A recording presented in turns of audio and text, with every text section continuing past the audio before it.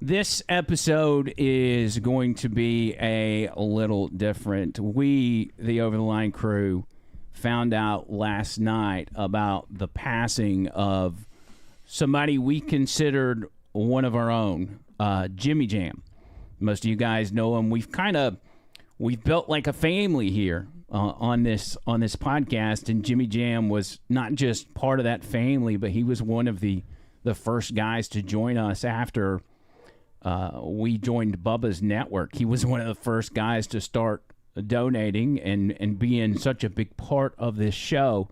And to find out of his passing last night, it was hard on all three of us. So what we want to do is we want to dedicate this episode to Jimmy Jam. And before we get started, we want to do a moment of silence in his honor.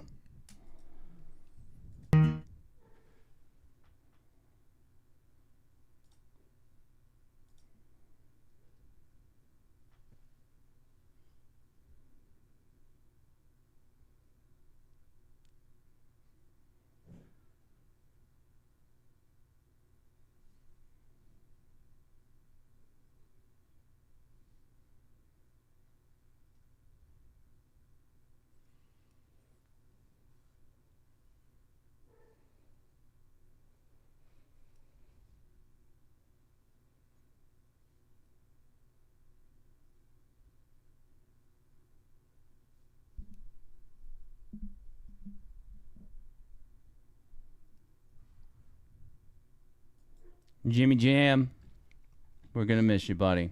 Appreciate all you did for the show.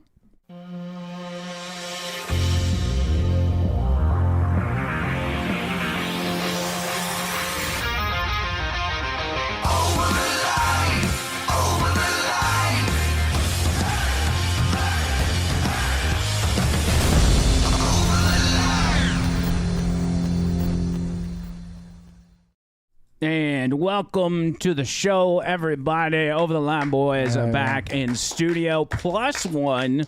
I mean, should we consider P-Roll? Mm-hmm. He said we could start calling him P. Diddy again.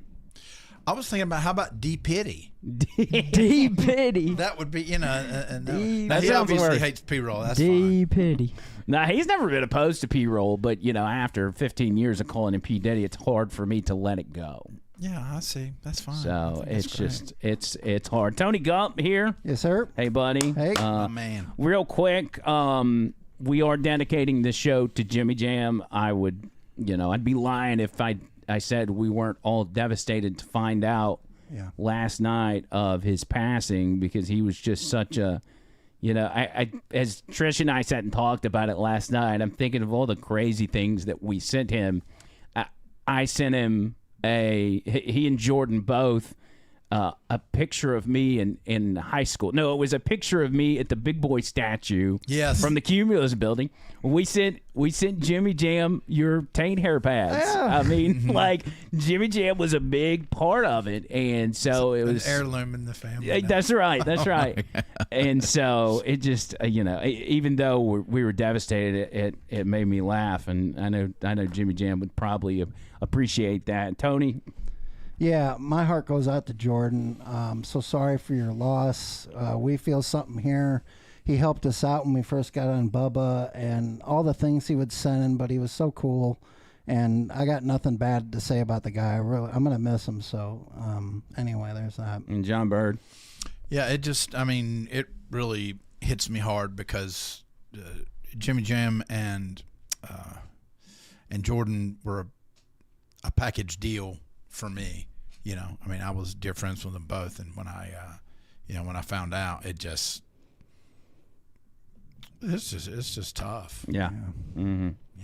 It is. Well, what we can do on this end is pray for Jordan, pray for Jimmy Jam's family, and I've had some people reach out to me saying, "Hey, is there a way we can, send some condolences?" I'll have something for you in the next day or two. She's here. We're gonna get an address that they can send that stuff to. So just bear with me on that, and we'll get that hooked up. And Jordan, thank you for being with us here on this episode. Everybody starting off. We got, first of all, our favorite Jordan with the $9.99. Hey now, everyone. Thank you all so much. Also, thank the new handle, Titty Ruxpin. Mike Chris, $50 on the super chat from my man Jimmy, and prayers for Jordan and his entire family. You guys are the best. Thank you. Jam. But we wanted to do the show, wanted to dedicate it to Jimmy Jam, and just grateful to have him as part of the family. Yeah. Several other moving parts going on, though. One is, and I haven't discussed this with you, John Bird, but since you put it out on Facebook, I'm assuming it's public knowledge now. No, it's not. You put it on Facebook. You are officially employed. Yes. Once again. Yes. With Talk 99.5. This is true. Let's give this man a round of applause. Thank you. I've got my little. Are we taking wagers now? Oh, he's got a key fob. Look at that. Key fob. You remember? Did they take your last one away, or did they just deactivate it? Oh no, they take that thing back. Do and they? shine them up and reuse them? Hell, God, that had to be depressing. They took it the day they told you. Oh yeah. They have to. Man. It's they have to. That's depressing. But it was. I saw Damien. We did the slow motion run down the hall. Big. So hug. who all did you see, and like how excited were they? One of the first people to come in was James, and he came in, shook my hand. The general manager came in, shook my hand, and gave me a big bro hug. Wow. And I saw everybody from the Jocks, and of course Greg McElroy came up and said, "Man, Joe, we've really missed you." And I was like,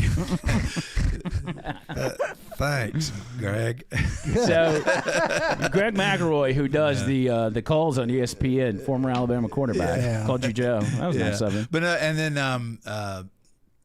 yeah, we had people come in, and everybody was coming in and give me a hug and everything. Hey, glad you're back, glad you're back, glad you're back. It's been obviously a struggle for you not having the job, but the process leading up to getting here, which is, again, we're just at the first step, so let's go ahead and make this clear. Step, very clear. Where John Bird is at this point is he is in a stable of producers that are on call. So we're very short-staffed at our radio station.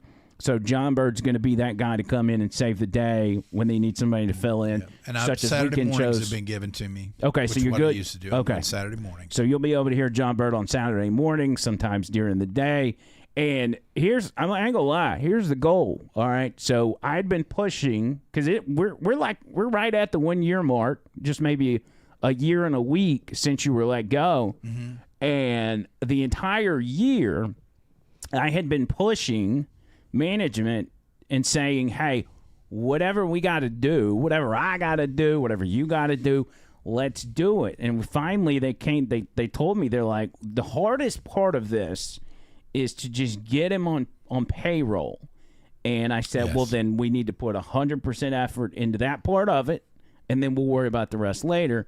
And ultimately, between Val and Ryan Haney and James, they were able to pull it off. And so first step is complete. Obviously, what we want, what everybody else wants, is to be reunited. And I firmly believe that's going to happen. Just don't know when. Yep. I mean, I feel good about it. One thing I don't feel good about is, I mean, I'm having a great time with, Val and Richard, but those freaking hours, man, I forgot. I worked morning show for years in the past and everything, and I don't know how I did it. I couldn't do it. Hey, I no mean, way. it's it's like I finish like, okay, I'm done for the day. I've got this list I need to do.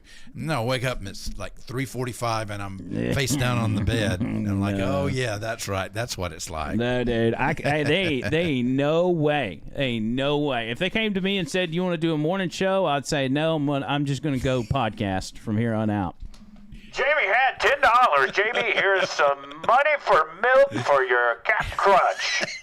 That pissed me and the wife off when Onion Head said that this morning. Wait, what happened? What did I miss? No, we were just talking about just the cereal. I don't know how that yeah, Richard Dixon would never talk about cereal. Yeah. And we were just talking, and I said something about I can't afford milk. Yeah, I'll do water. And he did, some kind of joke. Yeah, and then he said, "Oh, I could." Yeah. I don't even remember. I don't. Spot on. I mean, I don't remember most of the morning. I mean, I enjoyed it, but You're in a fog. You're in a bit haze. of a fog. We got JT, who is 50 JT. on the cash app. JT. He says, I'm hoping I win a shirt this month. Well, JT, you just got yourself 5 entries, my friend. Yeah, he's off to a good start. I do. I'm gonna be honest, and I can't technically do this since I'm running the contest. But if we have a repeat winner, I really want them to hand it to JT because JT's a real one. He needs a. You know what? Shirt. Let's I might vote. just get him Let's one vote. anyway. All in favor? No, we can't Raise make your that hands. rule. That's up to the person that wins. We cannot. Yeah, John Bird. What is it, socialism? Come on, what are you doing? What the heck?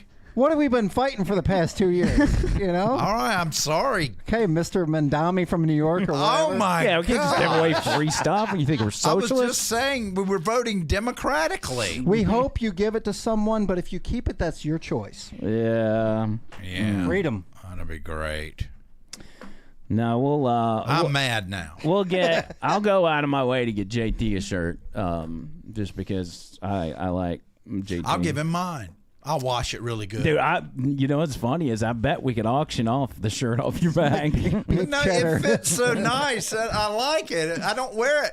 I don't wear it regularly because I want it to last. I'm really rough on shirts, just like living. Well, you know this is our show. Like we can get those shirts whenever we want. Yeah, it's just like the first dollar you ever make with a business. I'm sure Tony did this. You put it in a little frame and you put it up on the wall, right? Maybe Nick the Gun Guy gets you a different shirt, and then you can hang that one on the wall, and then we'll auction it in like a year.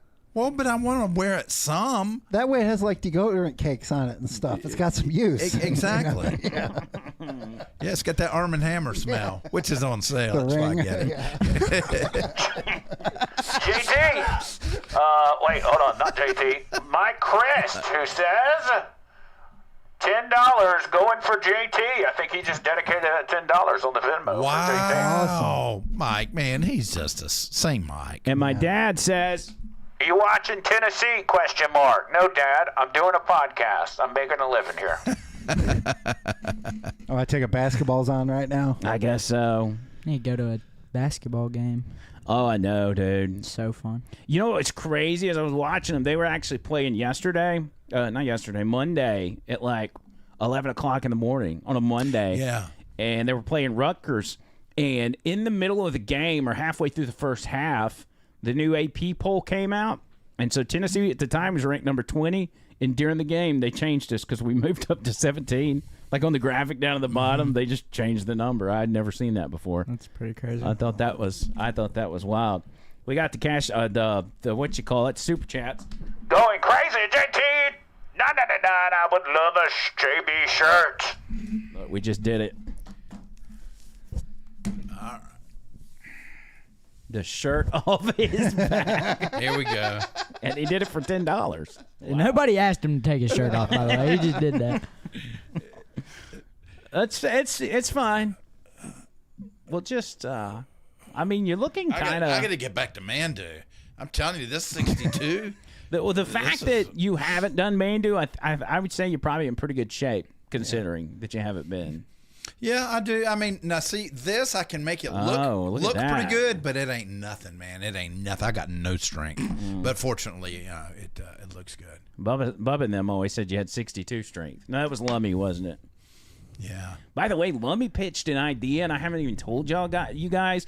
I don't think this is actually going to happen, but their last show of the week is tomorrow, and he's like, "I'll check with Bubba to see since you're off if y'all want to come on the show, zoom into the show."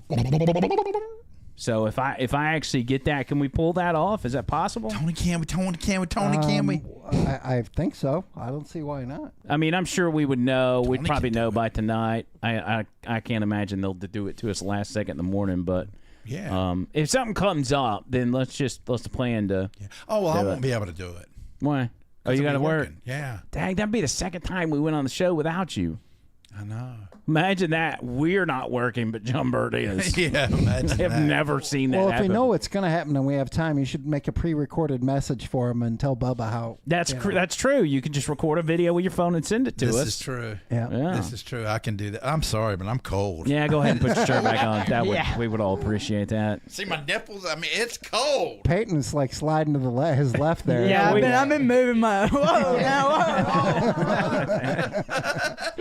We worked so hard to keep Peyton in the middle, and he's now moving. John Bird's forced me out of the middle. Yeah.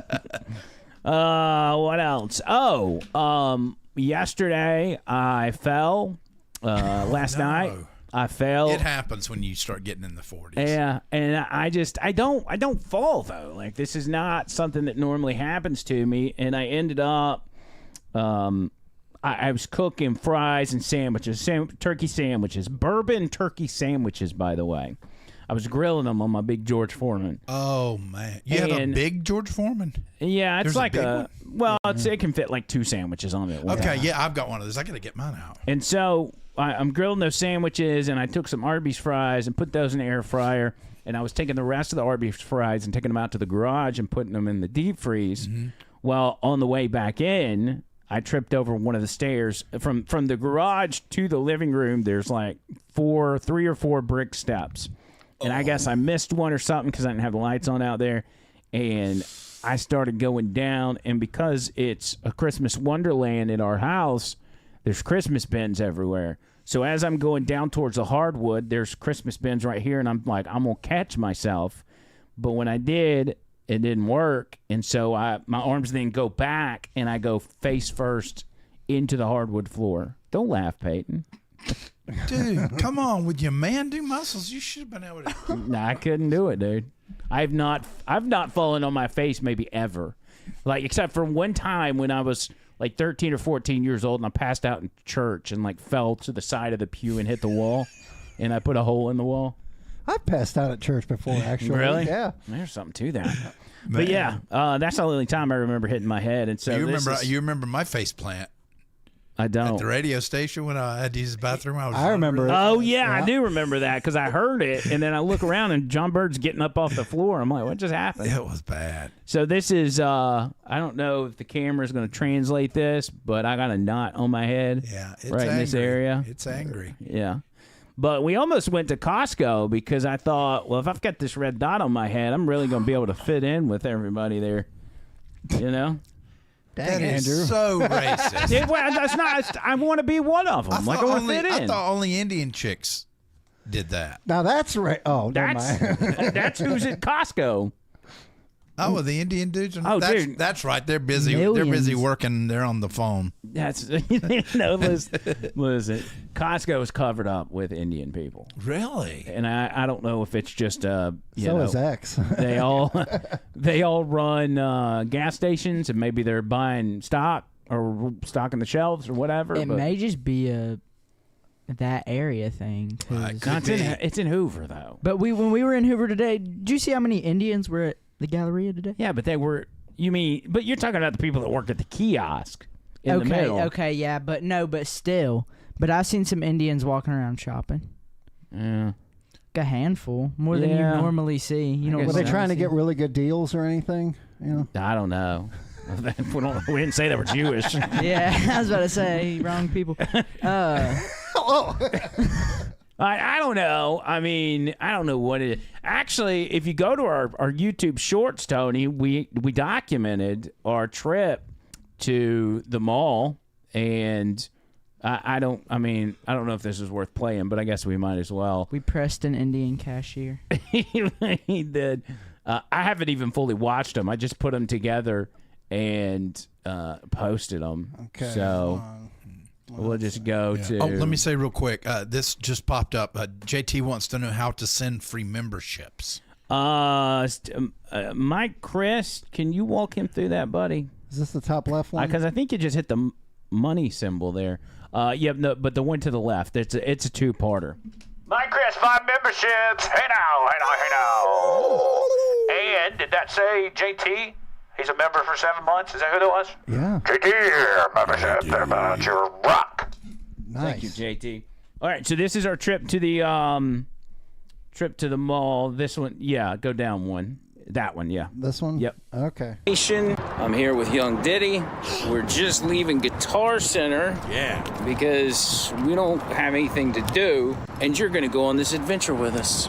Now, the first thing to know is that last night I tripped coming out of the garage and hit my head on the hardwood floor. As you see here, I got a big goose egg. Yeah, it looks pretty I bad. also tore my leg up and all that kind of stuff, but it's whatever. And this is probably why I don't take vacations. But now we're gonna take a trip to the mall, like we used to do in the 90s. Do you ever wonder what the 90s were like?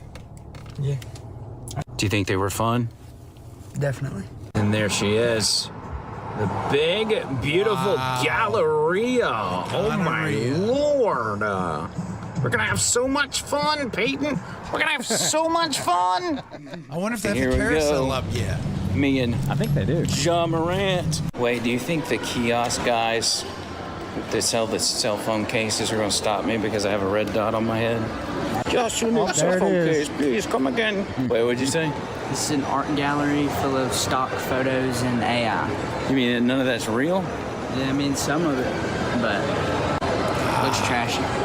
You think all of that's AI? I don't think all of it is, but Oh yeah, this stuff's there's like AI really for cheesy sure. pictures. I'm gonna go ask him who makes this stuff. All right, we're gonna ask him who makes it.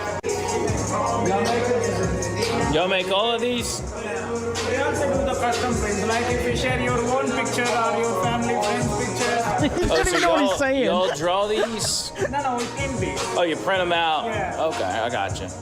He's like, oh yes, we make all these. We make it for you in 15 minutes. This kid, absolutely. This guy despises AI. I mean, Hate it. hates it like John Bird. Come on, now, boy, this store, there on we the go. other hand, Replay Toys. Speaking of the sounds bad. 90s, man, come on, Cook. That's Oh, badass yeah, right this there. place is dope right here. Oh, come on, dude. Look at that. I don't even think I gotta shop anymore. This may be the best store in the entire mall. I mean, look. Look at all those masks, dude. Those Oh, are dope. yeah. Playing little bare naked ladies This in the place back. is Yeah. dope. Like real lightsabers? Probably. Oh, this store is so awesome. Come on, Should I go dude. right to the next one after this? Yeah. Okay. That's up. Yep. Look at this. Don't copyright us. Oh my God. No, you can't hear the song. Blah, blah, blah, blah, blah, blah, blah, blah, blah, All blah. right, so I gotta make a part 2. Okay. All right, welcome. All right, here we go, part 2. In the shoe store with There's just music YP. blasting everywhere in the mall. PD. And look at these benches in the shoe store. What? That's a shoe? That's crazy. No, dude. that's a bench. They call it the zebra. That made it's me like- dizzy. I don't know how to Show me what explain it. shoes you like in here. Right These there. Grateful Dead dunks. Oh, those are pretty sweet. Look at that. Look at that. I What don't about like that these at all. Yeezys right here? Would you wear those? Oh yeah. Would you? Best designer of all time. Come on. Come on, dude. I wouldn't, bro. These are fire. Really? I mean, I wouldn't give those to They starving look kids like a in spaceship Africa. to me. The shoe game has just gotten really weird as of late. Yeah. I feel like. Don't you feel like shoes are just getting generally weird? What? This is Travis Scott shirt from the tour. Oh my God. Travis Scott. Astro World, bro. What is this? Are they charging the clothes? Yeah. What do you mean? It's like they're all plugged in. So they don't die. What? They have LEDs. Oh, it's a Is that- security feature. I was going to say, They got LEDs them wired in nuts. so you can't grab them and jet out the door. That's crazy. Boy, Yeah. people must really want these Yeezys. All right, I gotta get out of here. This place is giving me a headache. That is pretty wild, though, when each piece of clothing in the store has to have a wire attached to it so you can't steal it. Hoover ain't what it used to be. All right, are we ready to get out of here or what? Sure. I think the mall is just... Almost looks like an airport. It's not what it Yeah. used to be, man. But I do have a question before we go. Is the name of this store hose? Or what? S-hose? What are we Shoes doing for here? prostitutes. Can we ride the escalator for old time's sake? Sure. Oh, my favorite. All right, here we go. It's gonna stop Ladies for you first. like it did for Trump. Yeah. Dun, dun, dun, dun, dun, I used to love to hold on to the sides and then push up. Oh, yeah, these My feet people. weren't I touching. don't think I'm with them. Dun, dun. All right, here comes the most dangerous part. You better play your cards right. Oh, God. I remember a story where a little girl had her shoes untied and her shoelace got caught in the end of the escalator and it just crushed her. And so there's never is a time when I get on an escalator where I don't think of that story. All right, and that's been our trip to, what is this? All right, and that's it for our vacation trip to the mall. I Did told you him have he was fun? wrong for that part. I had fun too. All right, so that's our trip. Yay! We had fun. We had drum lessons planned for today, and they got canceled. And so we were like, well, let's go find something to do. So we went to Guitar Center, went to Bailey Brothers, went to the mall, had a good time. So Man, that's fun. Those are good times. Good times. Good times. Yep. Because it's rare, first of all, I don't ever take vacation. And so I'm on vacation. He's on vacation. Valerie mentioned that this morning. Yeah, I never take it. And so I got to look. I guess I'll look tomorrow and see what kind of days I've got left because I need to take. I'm kind of, I mean, I'm finding myself at a place where I'm like, what do I even do? But, I mean, I could just take naps all day. I think that's going to be the schedule for tomorrow. I think I'm taking naps. Really? I don't have anything to do. Trish is working, so there's just not a whole lot. The Thursday we're going to Thanksgiving down south, and I think P and How far I. south? So no matter how much farther south can you go than Birmingham? I think it's like an hour and a half south, and so we're gonna do some fishing. We'll have to get our fishing rods and stuff that's figured cool. out I So need tomorrow. to much get my fun. rods, my Yeah. Can have tackle. Where Thanksgiving with is your it? family. Is it here or is it? Yeah, I'll figure something out. Okay, all right. Yeah, we're gonna do some fishing. So Thanksgiving with family's the best. Yep. So we'll do that. My family, actually, I got two parts of my family that are doing Thanksgiving. One's not doing it this year because there's a lot of stuff going on with health and kids and stuff like that. Some bad stuff going on. And then my other family, my Mexican family, they're doing it at the same time we're going down south, so we won't be able to hang out with them. We love. Wow. He just found that. I forgot to tell him. But we love hanging out with them. But What we do just, they have? Like a taco? What kind of is it? I don't know. I mean, they're not all Turkey Mexican. tacos. There's only like a handful of them, and most of them are half Mexican. So Put some sauce on the turkey. It'll Their work wedding out. food was great. yeah, we just went to. So my cousin just got married, and we were at their wedding, and it was all Mexican food. Oh, is it good? Yeah, Oh. yeah, it was real good. It does sound good. It was Oh, good. wait. Cherry says you need to redeem your gift certificate for a massage before you go back to work. That's a good idea. That's right. I need to do that too. I want you to redeem yours and video it, Yes, I am. document it for I us, am. so we can put it on the show. Yeah. You know, the bird saga continues with the car. What? Oh, well, people aren't really updated on that. So the last, I think the audience knew, Cherry had gotten you a ride that you were using. Yes. And then The engine light came on. on the first day, his day back to the radio station, right? No. This has been about 3 days ago now. It was when you were going up there for training after our lunch. Yes. Yeah, that's it what was I mean. Friday. Yeah, Yeah. that's right, that's Friday, and and I was just about home, and the engine light came on. I was like, oh, and it had started that you could see it was heating up. I was like, oh no! So I pulled over, let it cool down, and went to a neighbor's, knocked on the door, and they gave me some water. And You had to go to a random person's house and get water? Yeah, Boy, that's creepy. yeah. Imagine seeing Bird walking up to your door like you're in the middle Can I of have some nowhere. water? Well, actually, you know what? It was an much older gentleman. Well, that's helpful. Yeah, and he looked at me and he said, "Is that a pencil mustache?" You I was like, "Yes." He said, I flew B-29s during the war. I said, well, thank you for your service. He said, son, what can I do for you? So then he gave me, I thought you were going to be like, he looked at his wife. He goes, honey, we got a 62 coming up the driveway. So I took the water when it cooled off. I poured it in there, and everything was fine. It was only like a mile and a quarter to the house. I drove it back to the house. Was able to get one of the little computer things and plugged into it, and it turns out there were like 3 errors, but they're all related to it overheating. Yeah, and it looks like it's not going to be a big deal. So Cherry's going to come get it tomorrow. She was so sweet because I was about to cry. I was like, I'm cursed. It's rubbed off on you, Cherry. I'm sorry. You are cursed in a way, but you are blessed in the sense of, as every curse comes, we're able to figure out a way to bail you out of it. Mm-hmm. So you got to look at the bailouts as opposed to the curses themselves. Yes. Well, the bail continues because I remembered a couple of weeks ago that you had mentioned a friend of ours, Karen Mandu. Karen at Mandu, who she used to work out up there with us, and she had said something about. Previously, she said something about seeing a post of yours and said, well, if he needs something for a couple weeks, let me know.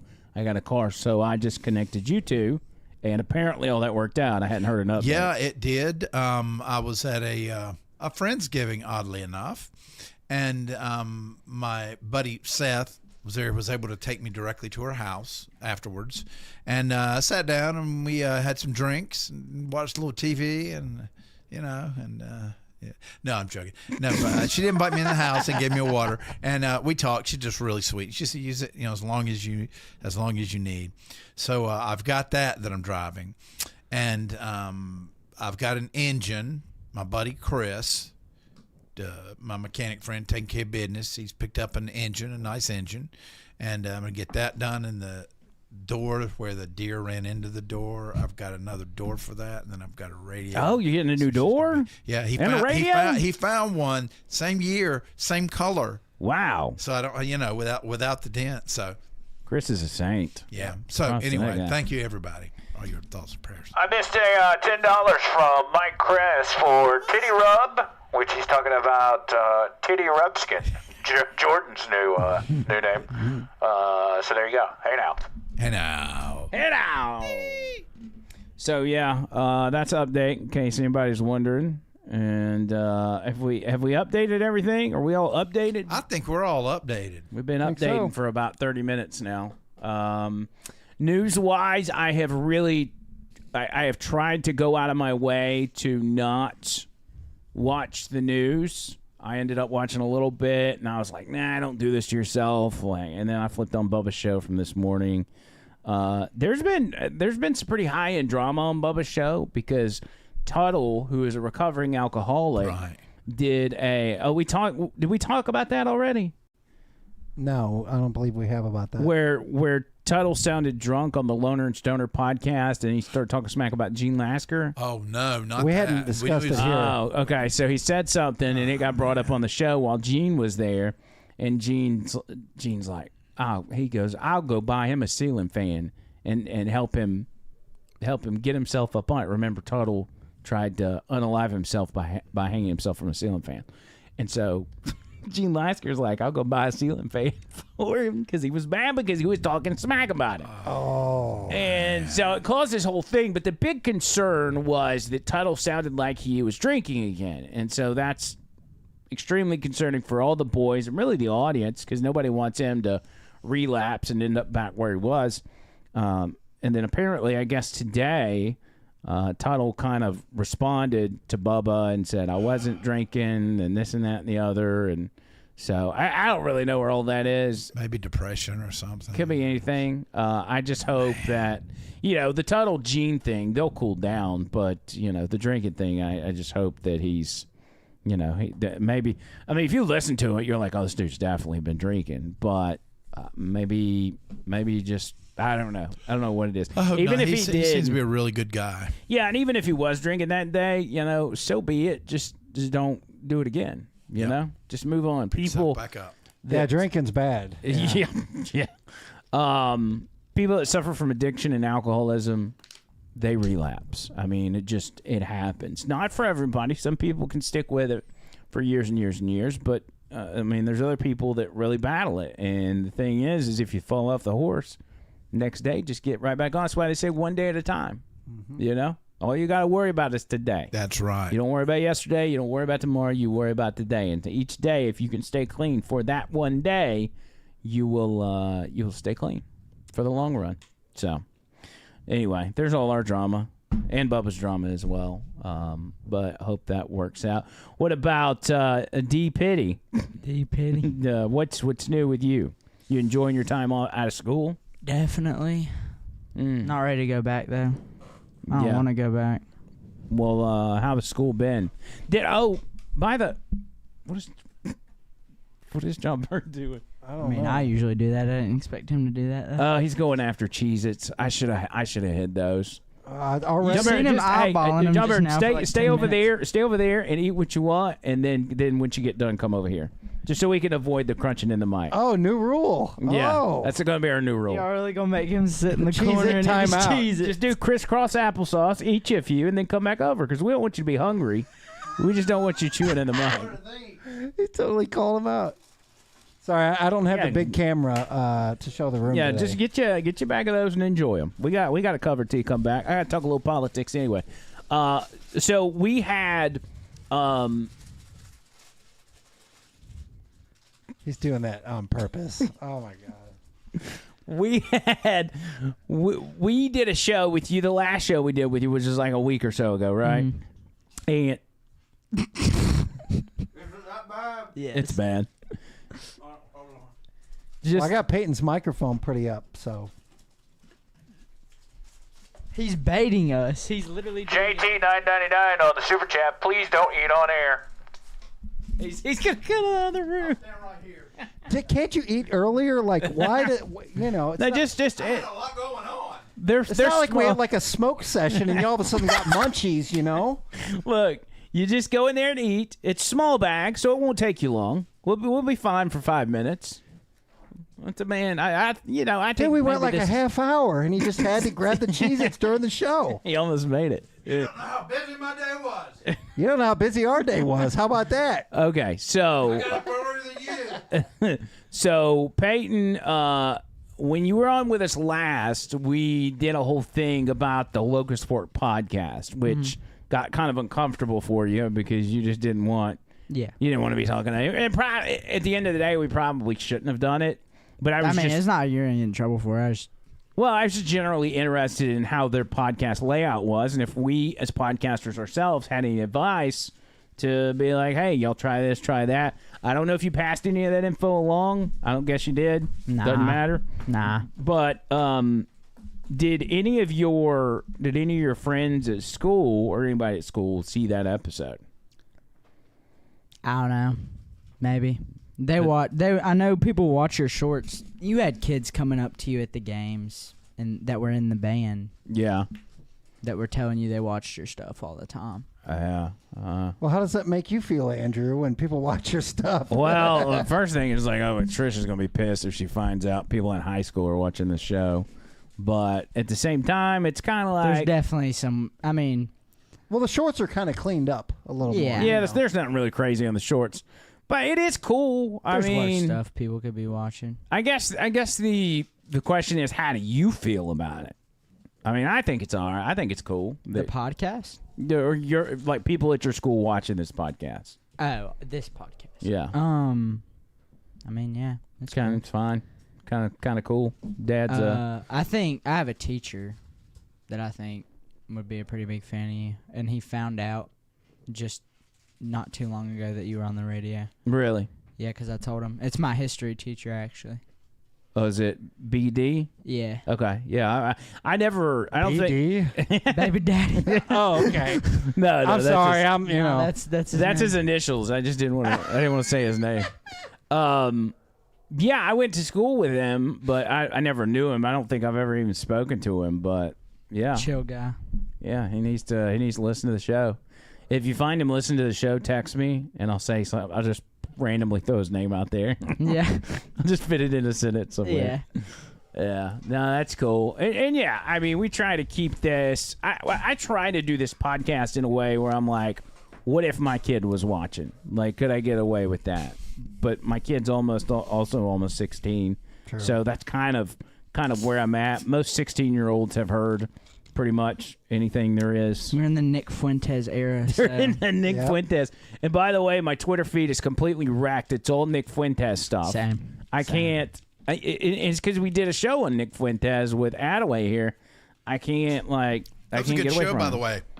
Oh, did you see it? Yeah. Oh, yeah. I wouldn't miss it. I miss Captain Jack. Remember, he was on the toilet. Oh wait, that was the overheating incident, right?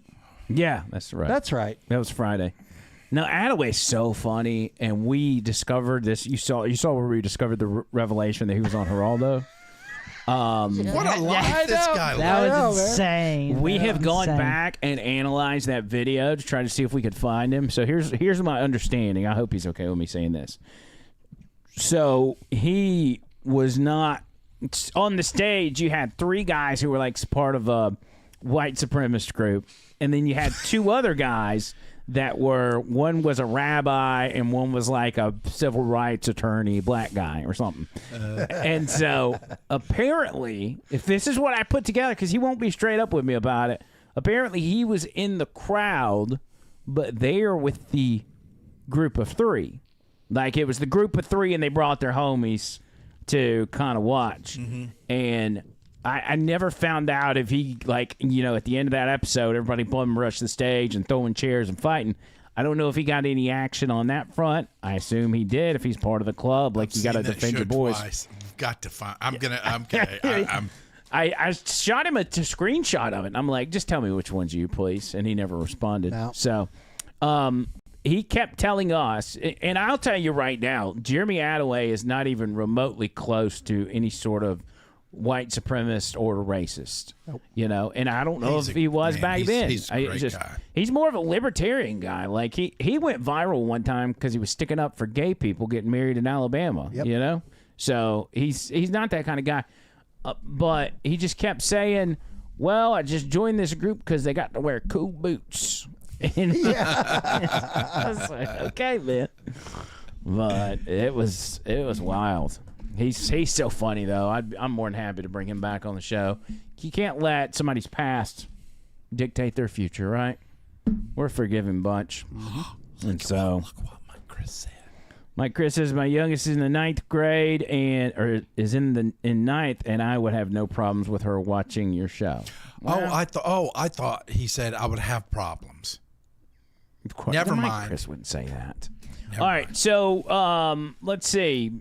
Donald Trump today, they did the presidential turkey pardon gimmick that they do every year, and this would be Donald Trump's 5th time pardoning a turkey, and the turkey itself was very attentive. I think is actually based on the turkey's behavior and what he says. He's very excited that Donald Trump's back in office. Anyway, are you ready? Gobble. I just want to tell you this, very important. You are hereby unconditionally pardoned. He was celebrating. Praise the Lord. That's good. Beautiful. That's nice. Who would want to harm this beautiful bird? That's good. That's good. Thank you very much. He said, who would want to harm this beautiful bird? Thank you very much, everybody. See, he doesn't even have to really do anything. He just, as long as he's being Donald Trump, he's just genuinely funny. Yeah. Right? And if you notice, you can't really see it, but he put his hand there on the turkey. He's not afraid. Yeah. You He looks like me when I go to Tony's house and he's got a dog there that just tries to lose his mind and scream at you and bark at you. What is pardoning the turkey? It's just like so he doesn't get killed? Yes. Yeah. Okay. That's it. He lives his life with doesn't he live with 7 virgin turkeys in Valhalla or something like that? The rest of his life. Isn't that like there's a farm or something that Is this an Ernest And he commercial? lives in What are we- Valhalla Akbar. Valhalla Akbar, yeah. Like if you don't get pardoned, you get 7 virgins. Well, then they're then his virgin. But if you wives- blow yourself up, you get 72. yeah, okay, so 7 to you. No, I You don't think about it. Islamic turkeys. Oh gosh. That's true. So that's where your virgin theory came up, or do you think that's real? No, I don't think it's a theory, and I believe that that's what the turkeys think.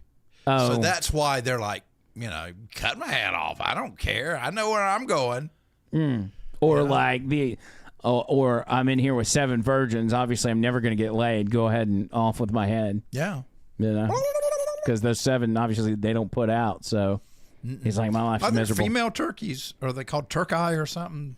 I don't know. I mean, you've got hens and roosters. No, I think they're all turkeys. Shut up, aren't they? Tony. Yeah, Well, I you- think you- turkeys are gender fluid, dude. Oh man, like my turtle. Go to Urban Dictionary and just type in turkey. Just type in turkey. Type in turkey. See what it says. Something bad will come up. It says being a turkey involves having the characteristics of a turkey. These involve being lazy, slow, careless. Also, okay. That's So, from the 70s. all right, Yeah. so just go new tab. I forgot Peyton's here. We definitely don't need to be I was doing about Urban to Dictionary. say Urban Dictionary. You're Yeah. risking it. No, dude. let's We go need to the Rural Dictionary for over here. Get the Britannica Encyclopedia Rural for God's Dictionary. sakes. Yeah. Yeah, just go to Google and type in So bossy. or just type in or are turkeys are is a turkey, what am I trying to say? Can a turkey be a boy or a girl?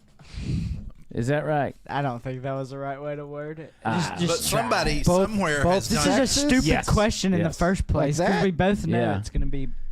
No, a single turkey cannot be both sexes. Oh, it's talking about a hermaphrodite turkey. No. Yeah. Well, it happens in plants, you know. I was just what do you call a girl turkey?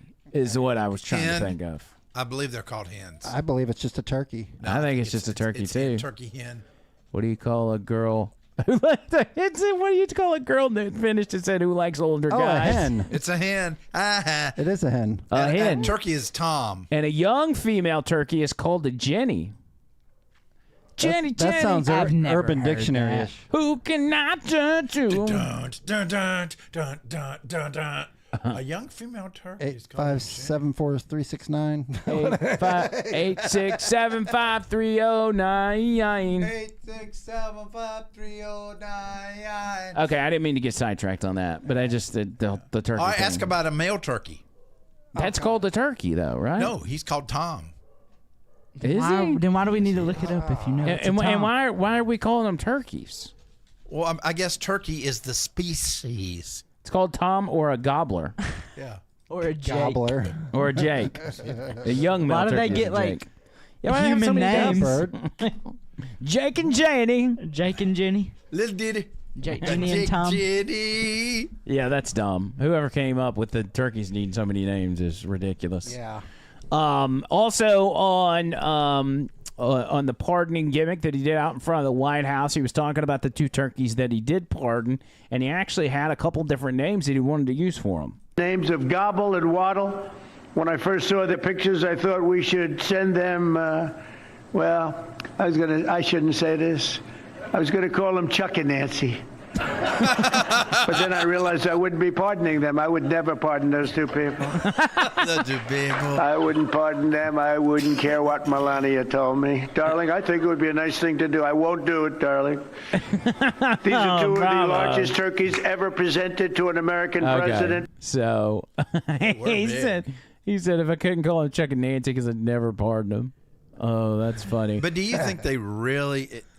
I'll bet what they do is they end up cooking them for the president and vice president. Yeah. You just don't know. 'Cause, Boy, I mean, wouldn't that be a plot? has there ever twist. been a human interest story about You know. Do you remember when Sarah and Sam were pardoned back in 2023? Watch MSNBC come out tomorrow with this exact story. They ate the turkey. The new impeachment scam. Yeah. Donald Trump ate the turkey. Speaking of eating, he also talked about J.B. Pritzker, who is the governor of Illinois. Here's what he said.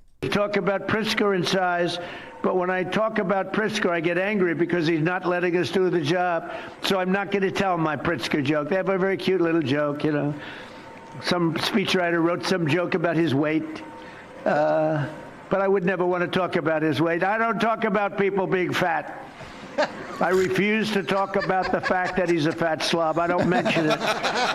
On a more serious note, as we gather around the dinner table, I'd like to lose a few pounds too, by the way. And I'm not going to lose it on Thanksgiving, I can tell you that. Because I'm going to have a turkey, but it's not going to be that one. Oh, there's your answer right there. Okay. You went ahead and called it. He's not going to eat that turkey. He's like, I'm not going to talk about J.B. Pritzker being a fat slob. He's just so funny, man. He's so funny. God. I mean, could you imagine if he and Ronald Reagan came up at the same time? They could have their own TV show. Reagan was very witty. Awesome. Yes. He was. He was witty in his own He was, way. but he's not Donald Trump. I'm sorry. Well, no, he's not as bombastic. But when he was younger, remember Bedtime for Bonzo? He acted in 2 or 3 movies with the monkey. I would put Reagan was my first president when I was born. Obviously, I didn't know anything about it until he was out of office. But I would put him. He's the second best president of my lifetime. I can't rank him. I really can't rank all of the presidents over time for obvious reasons, except with what we know from history. Sure. I'm putting Donald Trump at the top. I don't care. Where's JFK at? JFK, I'll give JFK number 2, and I'll put Abraham Lincoln at number 3. With no disrespect to Lincoln, he did a big thing. Yeah, but he freed the slaves. He kind of got to go to number 1, though. Nah. Well, No, dude, no. I mean, no, He was immediately. He was like, nah, dude. Nah. I mean, it's just like he's, that's a big accomplishment. Now, if you want to talk about who's had the single biggest accomplishment, I could probably put Abe Lincoln up there. But I'm talking about whole body of work. Yeah, okay, I can get that. But. And for JFK and Donald Trump both, the people that they've gone against, and they know going against them was going to put their lives in danger. Yes. Yep. They still did it. And, Donald Trump's got further to go. A lot of people don't feel like he's done enough, but I'm giving But see, time. we don't know what would have happened had Lincoln not been assassinated, and Kennedy had only just gotten started. Here's the difference with all 3 of them. They all had the same goal in mind, and they were all fighting the same group of people, believe it or not. Maybe not the exact same people, but the same groups. Right. So the problem is the first 2 didn't get it right, and they didn't think things through correctly, which is why they didn't survive the attempts like Donald Trump did, and he just happened to get saved by God or whatever you want to call it. The other ones didn't get grazed on their ear. They got hit. Yeah. He was supposed to get hit, and he didn't get hit, and it totally shocked the system. Yeah, because those 3 had a conspiracy against them to unalive them. And even wherever you want to put Ronald Reagan, he was shot as well. Yep. Now you got to admit that is such a badass moment because he got shot, went down there.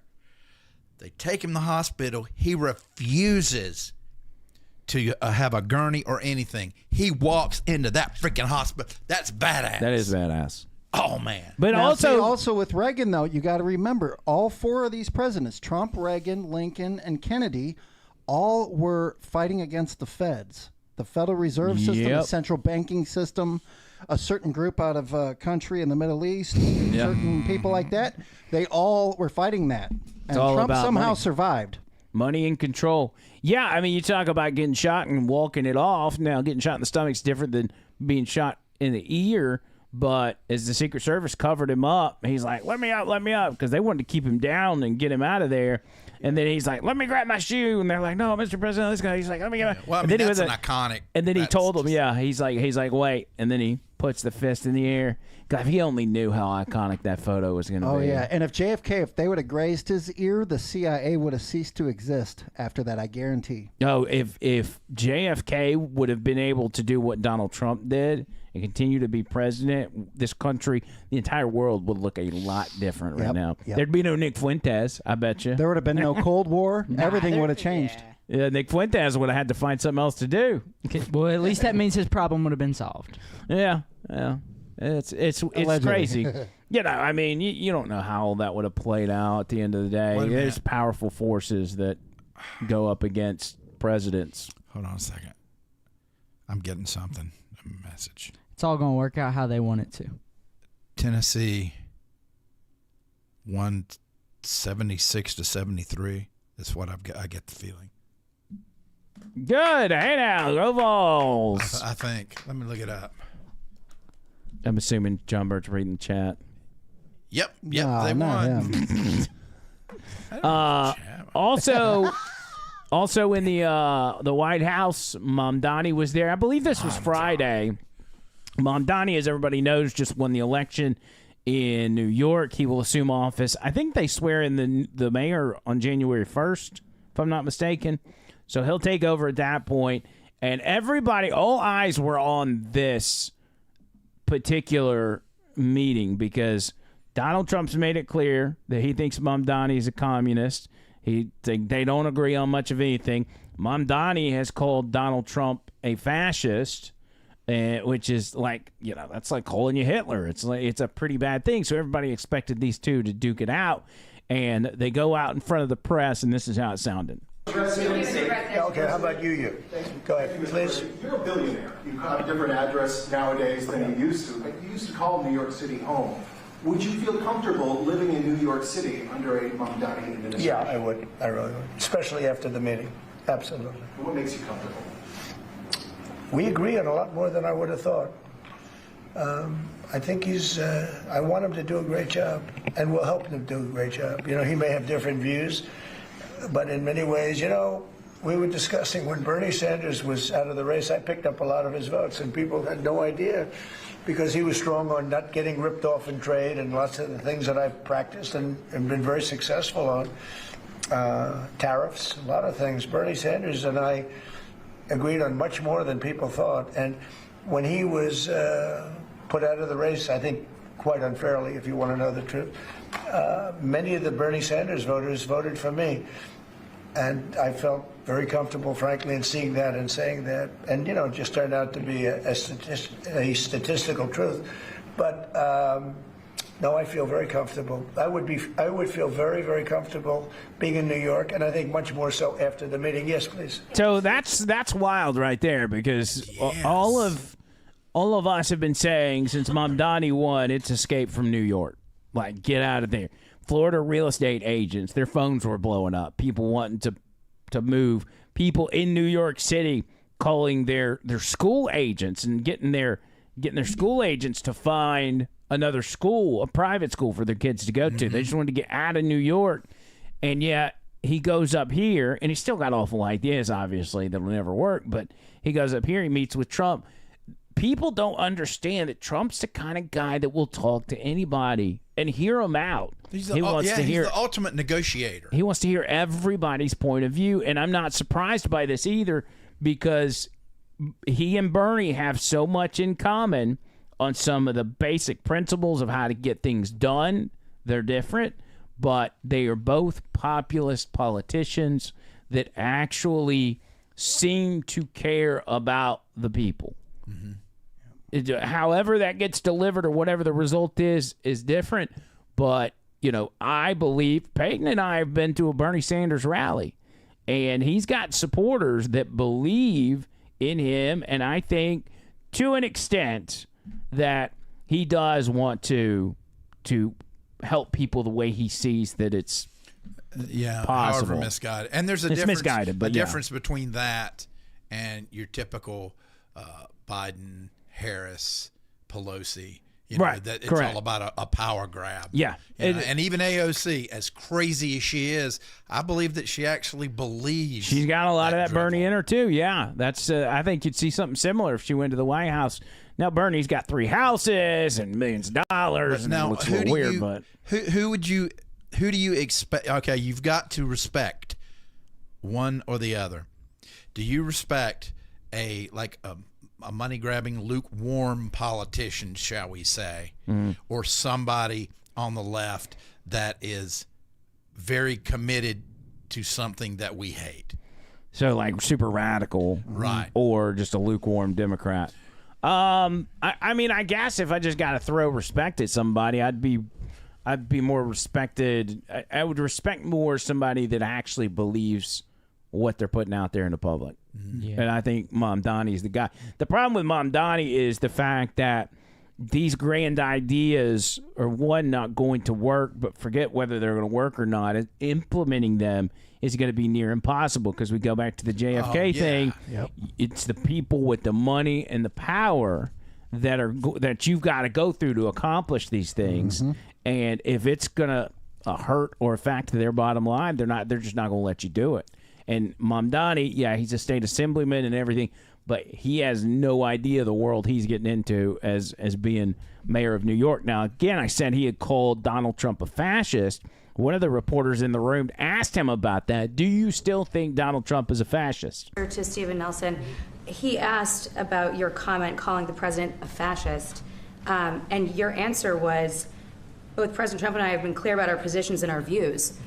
Are you affirming that you think President Trump is a fascist? I've spoken about... That's okay. You can just say yes. Okay. It's easier. It's easier than explaining it. I don't mind. And I wanted to ask you... So he said, yeah, just say it, whatever. And I saw leftists on Twitter talking about, oh, Donald Trump, he's sucking up to Mamdani because his polls are in the dump and he's just trying to get a hold of somebody that's got some popularity. So he was cozying up to Mamdani because he needs some help with his support. Now, speaking of Mamdani, I think he was put there by the group of people. He had too much money behind him. He came out of nowhere. It kind of resembles Obama and Carter in the past, things like that. Yeah. We didn't know who the hell he was, and all of a sudden he came out of nowhere and had all this money and had all the right things to say. Well, millions of that came from, I think, somewhere to the tune of $40 million came from Soros-affiliated NGOs. Yep. I know where some other amount of money came from. I'll give you a hint. So turkeys? Yes. He got them from turkeys. Absolutely. Yeah, he's definitely a radical. I mean, he claims that, people on his side claim he's not like extreme on the jihad, the Islamist side. But if you take the people he's been associating with throughout his campaign and even before that, I mean, there's literal terrorists that he's pictured with, people that have run, Muslim Brotherhood type groups that are actual like on terrorist watch list, and it's kind of like, okay. Yeah, see, in a perfect world, socialism could work, but the world's not perfect, so it's never going to work. It's not. And listen, it's frustrating. Peyton and I was watching a video the other day that was like, there's 350 million people in this country, and there's only 1,000 billionaires. And, where on paper that seems like, oh, that's awful. That's not fair that these people are billionaires. But if you don't have a society that's structured that way, that gives people the ability to become billionaires or millionaires or whatever, then you're just leveling the playing field, and then everybody's going to live at a standard that where you never have the opportunity to go up.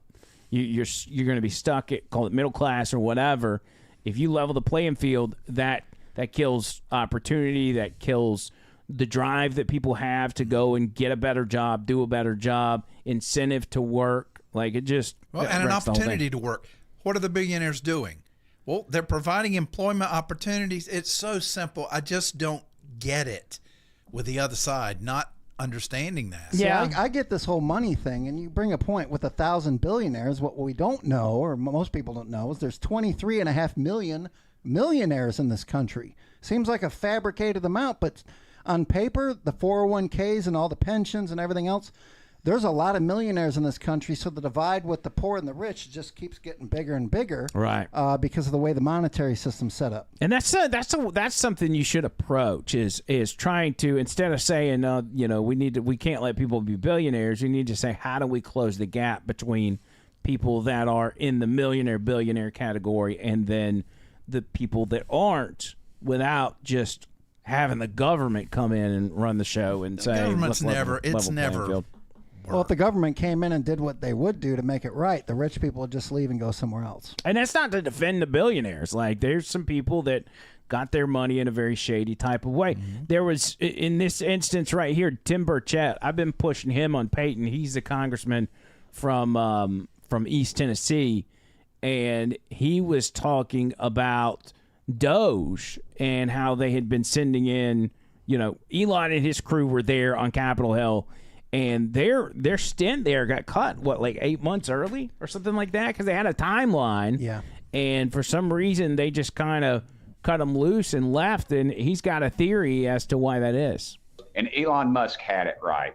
And that's why I think both parties shunned themselves from him, because he said, hey, that was NGOs and money flows right back to Washington. And he told me, he said, I think it flows in the pockets of politicians. I mean, you had the ranking member of the committee I serve on that went through the bill to defund the Taliban, which, still waiting in the Senate for them to pass it.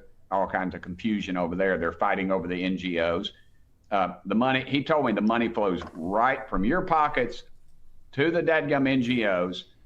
The NGOs, the money comes right back to Washington in the form of dark money and in the pockets of politicians. That's why you're seeing Republicans go squishy on NGOs, because they're shady as hell.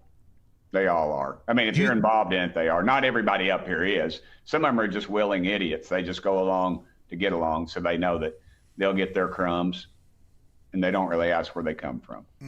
Do you think that that's what Elon found, and that's why he was run out of the city? That's my theory.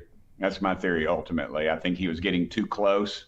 I don't know if he found the specifics yet, but I'd say he was right on it. Yep. He was right on it.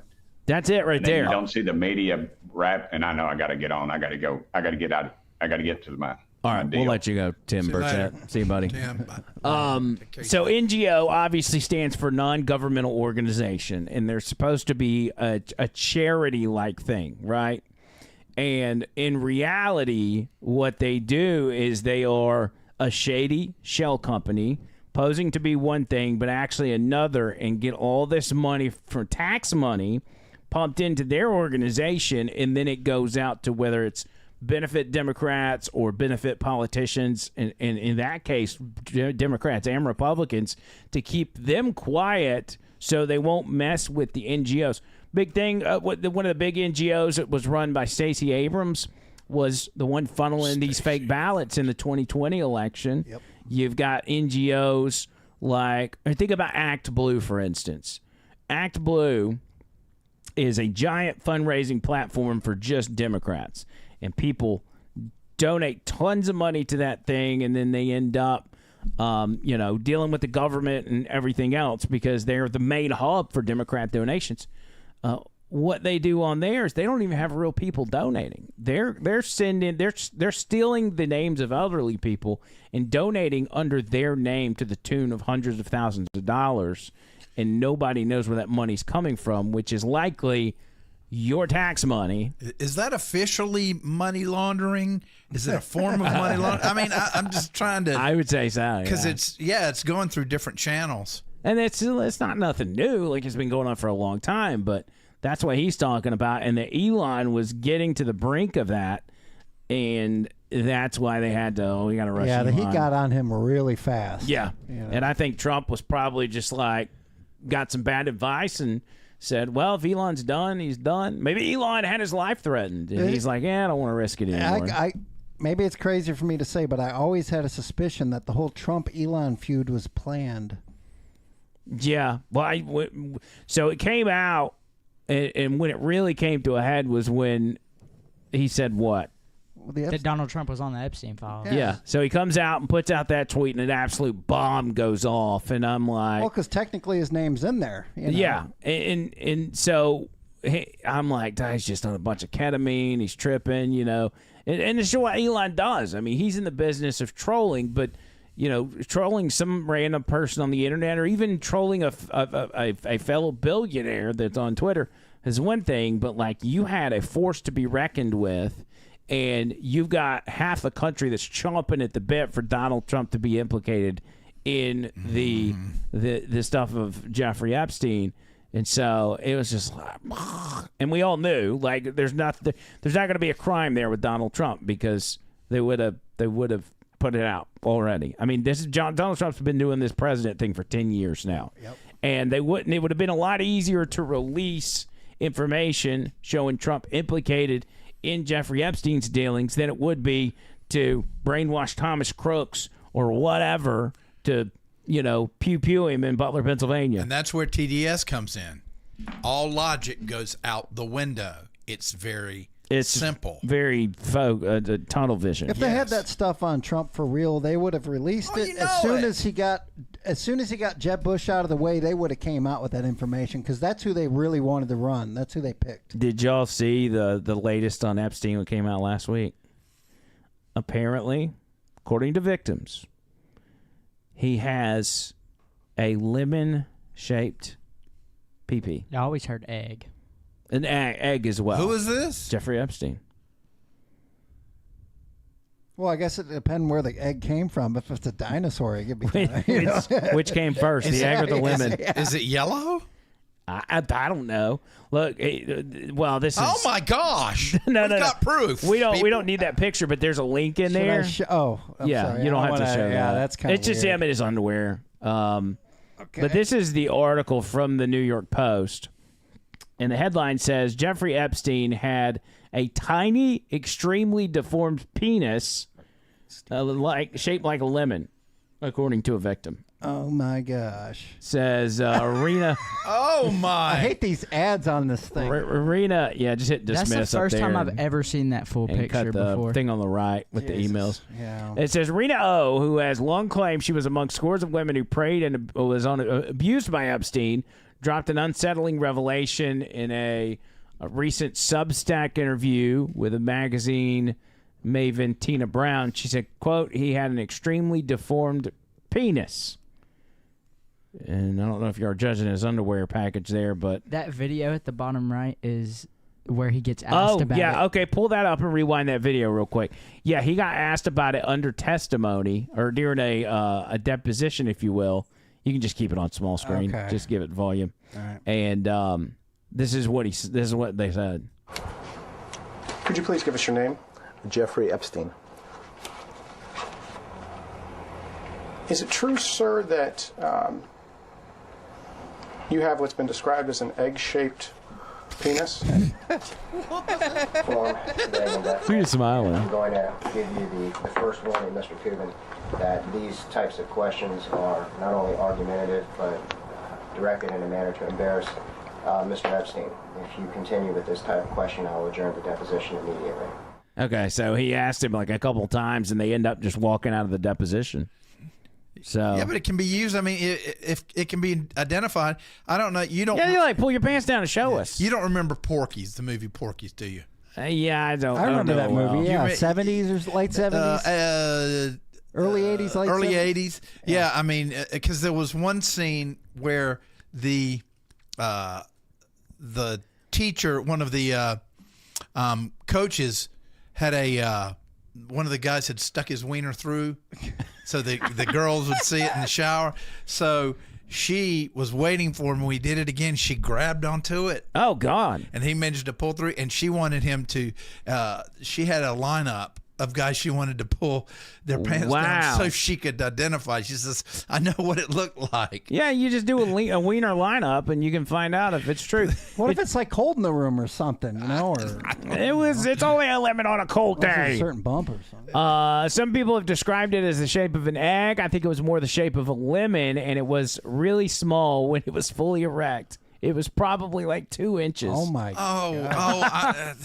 Rumors about Epstein's apparent egg-shaped genitalia emerged when he was grilled by a lawyer in 2009. Blah, blah, blah. We just watched that. Okay. So, I think the most devastating part of that is when it's excited, it's 2 inches. Like, what are you even doing with that? Like, what can you do? But let's not talk about it. When life gives you lemons. When life gives you lemons, get off that plane. Yeah. You don't want to go to that island. But it can kind of explain a lot as far as what he was involved in. I hope the juice wasn't worth the squeeze. Oh, Tony. A lot of lemonade on that island. Yeah. So it's like, I mean, you think if that's what he's got, I mean, as you grow up and you become a young adult and everything, like, it's got to be hard to be intimate with people, right?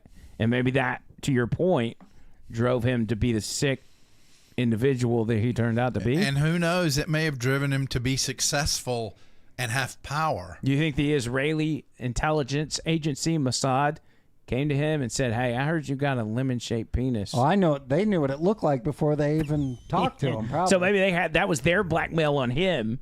And they say, unless you do what we tell you to do, we're going to tell everybody about your egg dick. They could have. I never thought about it like that. The plot thickens. Interesting. Yeah. Behind the scenes. Could you imagine him in the deposition like, it's a lemon dick or something? No lemon dick. Diddy Rock Spin, Jordan, Tony's one-liners for $4.99. Hey now. And hey, don't forget about the Cash App and the. Oh yeah, I haven't even mentioned that. David Lydham on the Comedy Break-In say watching on YouTube now, but it's blurry. They're not fixing anything out this way for 6 more hours. Oh, that's right. Oh, they must have power out or something, huh? Yeah, like 30,000 people this morning. That's crazy. Yeah, Cash App and Venmo. Completely forgot to even mention that. Am I looking at the right thing? OTL show. OTL show on the Cash App. I don't think mine's... Is mine updating? Hold on. Okay, yeah. We're updating. Cash App, Venmo, OTL show. If you want to get involved, that's the way to do it. Now that, stuff about Epstein's coming out, we're going to be getting more Epstein files. Donald Trump said release it all. A bill has been signed into law. Now that that's happening, they're having to move on to something else because that was the big Democrats who done it. Like, they don't want us to release the file. Well, now they're releasing the files. So what are they doing? They're bringing out everybody's favorite Democrat Congressman, Al Green, to call for impeachment yet again. I'm here today because this is my watch. This is my watch. And this is my handkerchief. It's also the watch of all of the people who are here with me. So, in truth, this is our watch. This is our watch. And on how miserable the lady on the right looks.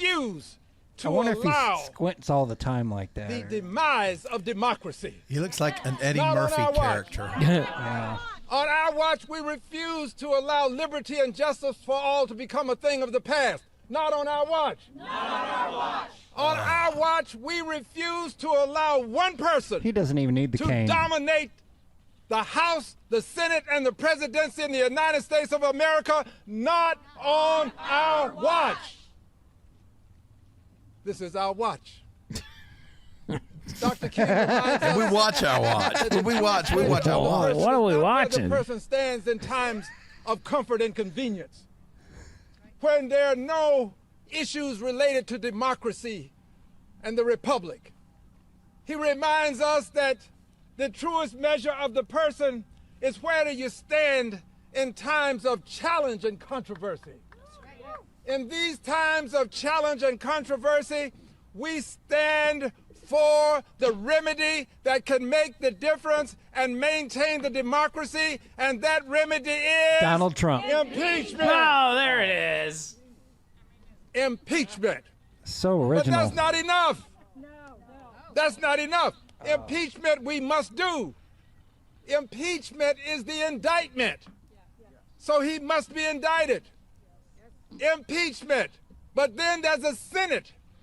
And the Senate has the opportunity to try the case. It is in the Senate that you So, moral of the story is Al Green's calling for impeachment again.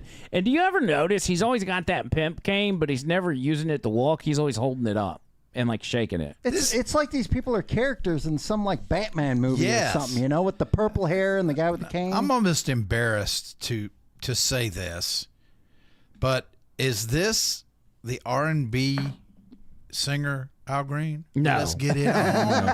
Definitely not him. Okay, because I He's a better didn't know. talker. Okay. Referring back to David Lynham, Comedy Break-In, he's got a show tomorrow. So I want y'all to make sure if you're in Birmingham, you want to see a good comedy show tomorrow night, Wednesday night. I personally was going to go, but I'm kind of waiting to see how Trish's dentist trip works out tomorrow. What she haven't done? Bridges. A bridge or something. Do you know what that is? Yeah. I don't. It's bad. Well, they take she's- out part of your jaw. They cut out like this much of your Well, jaw. they must have already done that part because she's been miserable for 3 weeks and they can't. So that means the hard really. part's over. They're putting it in. They didn't have to get it Right, ready. yeah. She's had temporary caps that haven't stayed on. And Hard it's part's just been over. Bad. But I say all that to say, for those of you that have storm damage from these storms over the past 24 hours, call Noto Roofing. I told my boy Chris, I said, with everything's happening, I'm not on air this week, but I want to give you a shout out while we're on noto-roofing.com. You'll get your free roof inspection at the very least. Another thing that'll give them a reason to call for impeachment, a handful of senators decided to go on video and demand that members of the military defy orders of the commander-in-chief. That's right. They are calling for the military to defy what they call illegal orders. This is crazy. It's hard to believe this is a thing, but here it is. I'm Senator Alyssa Slotkin. Senator Mark Kelly. Representative Chris DeLuzio. Congresswoman Maggie Goodlander. Representative Chrissy Houlihan. Goodlander. Jason Crow. I was a captain in the United States Navy. Former CIA officer. Former Navy. Former paratrooper and Army Ranger. Former intelligence officer. Former Air Force. We want to speak directly to members of the military And the intelligence community. who take risks each day to keep Americans safe. We know you are under enormous stress and pressure right now. Americans trust their military. But that trust is at risk. This administration is pitting our uniformed military And intelligence community professionals. against American citizens. Like us, you all swore an oath. To protect and defend this Constitution. Right now, the threats to our Constitution aren't just coming from abroad, but from right here at home. Our laws are clear. You can refuse illegal He's right about orders. that. You can refuse illegal orders. You must refuse illegal orders. No one has to carry out orders that violate the law or our Constitution. We know this is hard and that it's a difficult time to be a public servant. But whether you're serving in the CIA, The Army, or Navy, The Air Force. your vigilance is critical. and know that we have your back. Because now, more than ever, The American people need you. We need you to stand up for our laws, our Constitution, and who we are as Americans. Okay, so Gay. I mean, these are politicians calling for members of the military to defy orders, illegal orders. Now, one thing they're correct about is that if you are part of the armed forces, you can defy illegal orders. But the problem is you don't have the ability to interpret what is legal or illegal orders. Because, hey, everybody might have a different opinion on that. If it's blatant, if it's like, hey, go round up, all the gay people and put them in internment camps and we're going to torture them, okay, that's one thing. But there's no, even those jabronis went on TV and were asked, what illegal orders are you specifically referring to? And they're like, well, we don't know of any yet, but they're coming. Yeah. So Donald Trump responds with this tweet right here. It says, seditious behavior punishable by death. And what he means by seditious is treasonous behavior. It is a fact that, that's the penalty for I think it's for like treason. your misdemeanor towards the felony kind of Yeah. It's like that'll get you started. Yeah. And once that happened, these Democrats and all Democrats across the board started flipping out because of what Donald Trump. Listen to Chris Murphy. He's absolutely hyperventilating after seeing it.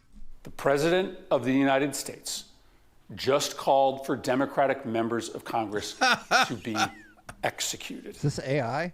This is not normal. We cannot allow this to feel normal. This, as far as I know, has never happened before in the history of the country. Every Democratic member of the Senate and the House, their life is in jeopardy right now, especially those that were specifically targeted Washington didn't have by Twitter. the social media post. Democratic senators and House members who were simply saying that no member of the military should act illegally or in violation of the Constitution. The President of the United States just called for members of Congress to be executed. If you are a person of influence in this country, maybe it's time to pick a fucking side. If you are a Republican in Congress, if you are a Republican governor, maybe it's time to draw a line in the sand and say that under no circumstances should the President of the United States be calling on his political opposition to be hanged. We are at a very dangerous moment right now. The President is engaged in the wholesale incitement. Okay. So I do have a soapbox. Actually, we all have a soapbox because we have a podcast. And with my soapbox, I'm going to say Chris Murphy is a whiny little biatch. Yep. Yeah. Big time. He's like hyperventilating. They just close to me. This is not the first time they've done this, by the way. Do you remember the Liz Cheney deal? Where he was talking about Liz Cheney is a warmonger and how would she like it if she got sent out on the battlefield like she's done or supported so many of our young men and women do. When he made those comments, this is what the media did, almost identical to what they're doing now. Breaking news. Donald Trump took his violent rhetoric to a new extreme, suggesting the former Republican Congresswoman should be fired upon. Breaking news, Trump under investigation for saying, quote, war hawk Liz Cheney should be fired upon. Right now on ABC News Live, he suggested 9 barrels of a firing squad aimed right at her. Donald Trump declaring before a crowd that Cheney should be put before a firing line. With the battle over women voters raging, Donald Trump suggests putting Liz Cheney in the firing line. Now you have this threat against Liz Cheney that Trump is talking about a firing squad. The Drudge Report, Trump calls for Cheney execution. He's saying quite explicitly and unambiguously that Liz Cheney should be shot, should be executed by firing squad. He directly said what he thinks should happen to Liz Cheney just because she disagrees with him. He basically called for executing Liz Cheney. Talking about putting Liz Cheney in front of the firing squad. He actually suggested that Liz Cheney should face a firing squad. Guns being trained on a political opponent. Guns being trained on a political opponent. He would like to see guns aimed at Liz Cheney's face. 9 barrels pointed at Liz Cheney is the latest escalation. Using the military to kill a political rival. We've graduated to firing squads and execution. He really wants to kill with a firing squad his political opponents. Sounds like to me he just thought she needed to die. Trump was suggesting. Okay, that's enough. So what he was saying when he made those comments, which was not put her in front of a firing squad, he was talking about how D.C. politicians send their kids off to war, send our kids off to war, from comfortable offices while never putting themselves in those war zones, which is 100% correct.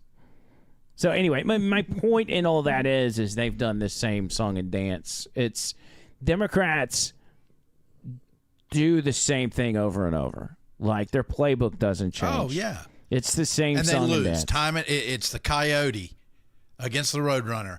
They lose time when it comes to Trump, and time again. They can't catch him. One time these tactics worked for them, but people are so.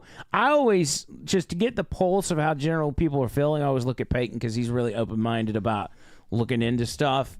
And he's grown up seeing Democrats do this whole, shouting fire in a theater or. Selling fear. Playing what's the saying go that crying wolf. They've watched him fear-mongering. They've watched him do this for years, and they're like, when they do it again, everybody's like, okay, sure. Not to mention they're really good at accusing somebody else of something that they've been doing themselves to take cover. Bingo. They do that a lot. Yeah, they're good at that. Whatever they accuse you of, they are in fact guilty of themselves. Yeah. That's right. Well, I've got something that I would like to, a gift I would like to give everyone. Okay. I have written a song called Friendsgiving. Okay. I had a friend that invited me to a Friendsgiving. I thought it was very interesting. So I actually described some of the characters that attended the Friendsgiving. Oh, really? Yes. I like do that. you want to do that now? Yeah, let's we do that. We got a couple more things to get to, but let's go ahead and do that. Also, Brian from Wild Hair Jerky says that the first $50 Cash App Venmo is going to get 5 bags of jerky of their choice. Jeez. Tell me, but before we do that, Brian, confirm in the chat that I'm right about this. First $50 on Cash App Venmo is going to get 5 bags of Wild Hair Jerky of their choice. Let's see if Brian says, is that right? Is that right? What I said? I just want to make sure, because Brian is a very gracious guy, and he's always trying to help out the show and also get his product out there to people so they know how good it is. Let's see here.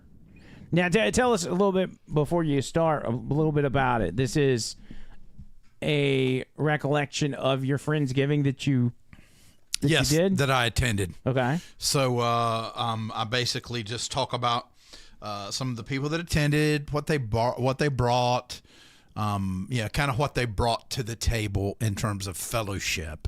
Gotcha. Kind of hard. I mean, okay, and during that song, first person, and if there's multiple people that sends $50, then somebody's gonna have to lose. But we appreciate the money.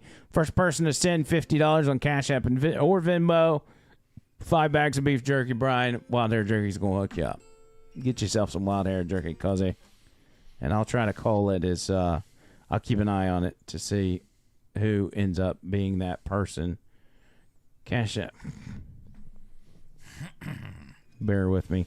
All right, John Bird, you do it, and we'll announce the winner once you're done with your Friendsgiving song. Scoot to your right a little bit. Sorry. All right. That's all right.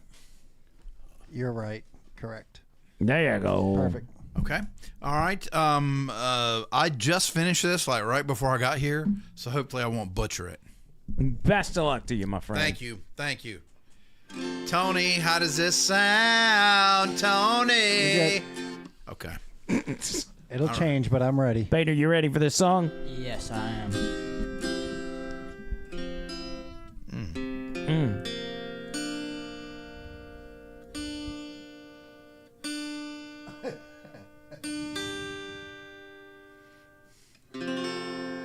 Oh my gosh! Wow.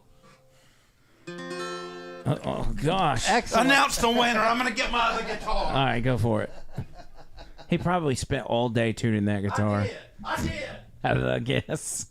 Missed a half step or something. You could have, Peyton. You could have tuned the guitar for him. Don't you know how to do that? With an app. But he should be able to tune it with an app, too. Well, yeah, I think he was doing that before the show, wasn't he? When you've been tuning guitars as long as him, you don't even really need one. You just know. Well, while we wait on... I haven't been... I've only recently got to the point where I've got to learn about... You'll discuss for a moment. Key signatures and... Yeah, I mean, with scales the more you play and the more you use the tuners, eventually you just kind of have an ear for it. It just kind of comes naturally, So, but you've been playing a lot of the drums lately. How you like them? Yeah, when I'm talking about that, I'm talking about like a marimba or a xylophone. That's what I'm learning the notes on because it's a keyed instrument still. I gotcha. But that's what I got to play at school during concert season. Well, do you think drums is something you're going to stick with? And you're Definitely. Gonna keep doing? Okay. If my life allows me to, but I'd love to. That'd be perfect.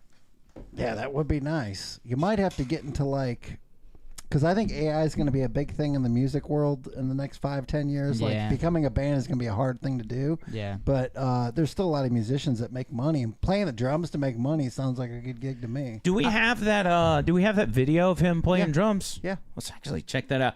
So this is from you saw in the short from earlier. We went to Guitar Center, and I was just taking videos as he was messing around on the drum kits. This is this is a small sample of P-roll on the. This is an electric drum, so it's not perfect. So yeah. And you started playing drums earlier this year? Mm-hmm. Yeah, so he's new to it. Check this out.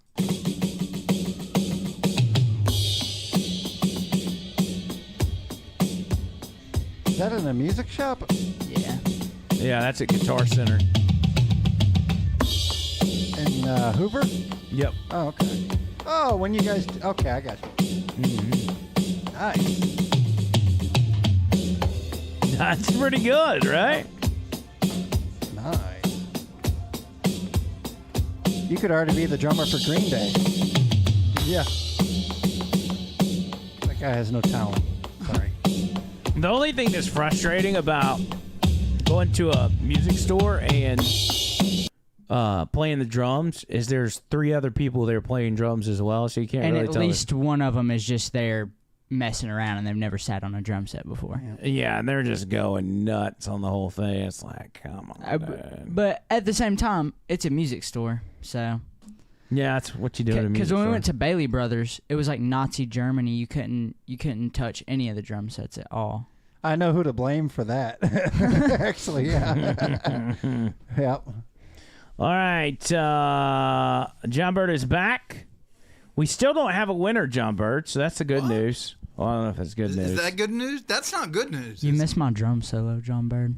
Yeah, run that for him one more time. Okay, I think I've seen it. If you can, Tony. All right. Hope I don't mess you up. Well, just give him like 10 or 15 seconds of it so he can see. Okay. Oh, no, I hadn't seen this. Listen to you. Can you hear yourself? Watch this get a copyright strike. Peyton. Riding that ride, yeah. Here we go. Oh! What do you think about that, Bird? Crossover stick, man. And as we pointed out, he just started earlier this year. It was the first time he played drums. That's right. You didn't go with your foot, too. Yeah. Well, I mean, what I like is, if you notice with his play, he's very smooth.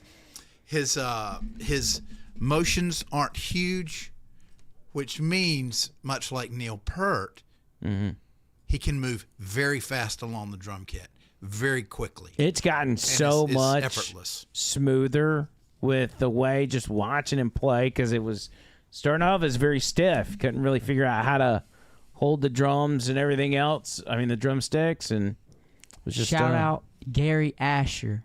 Yes, Gary My Asher. guy. Which, by the way, Gary Asher has been the one to get Pete where he's at.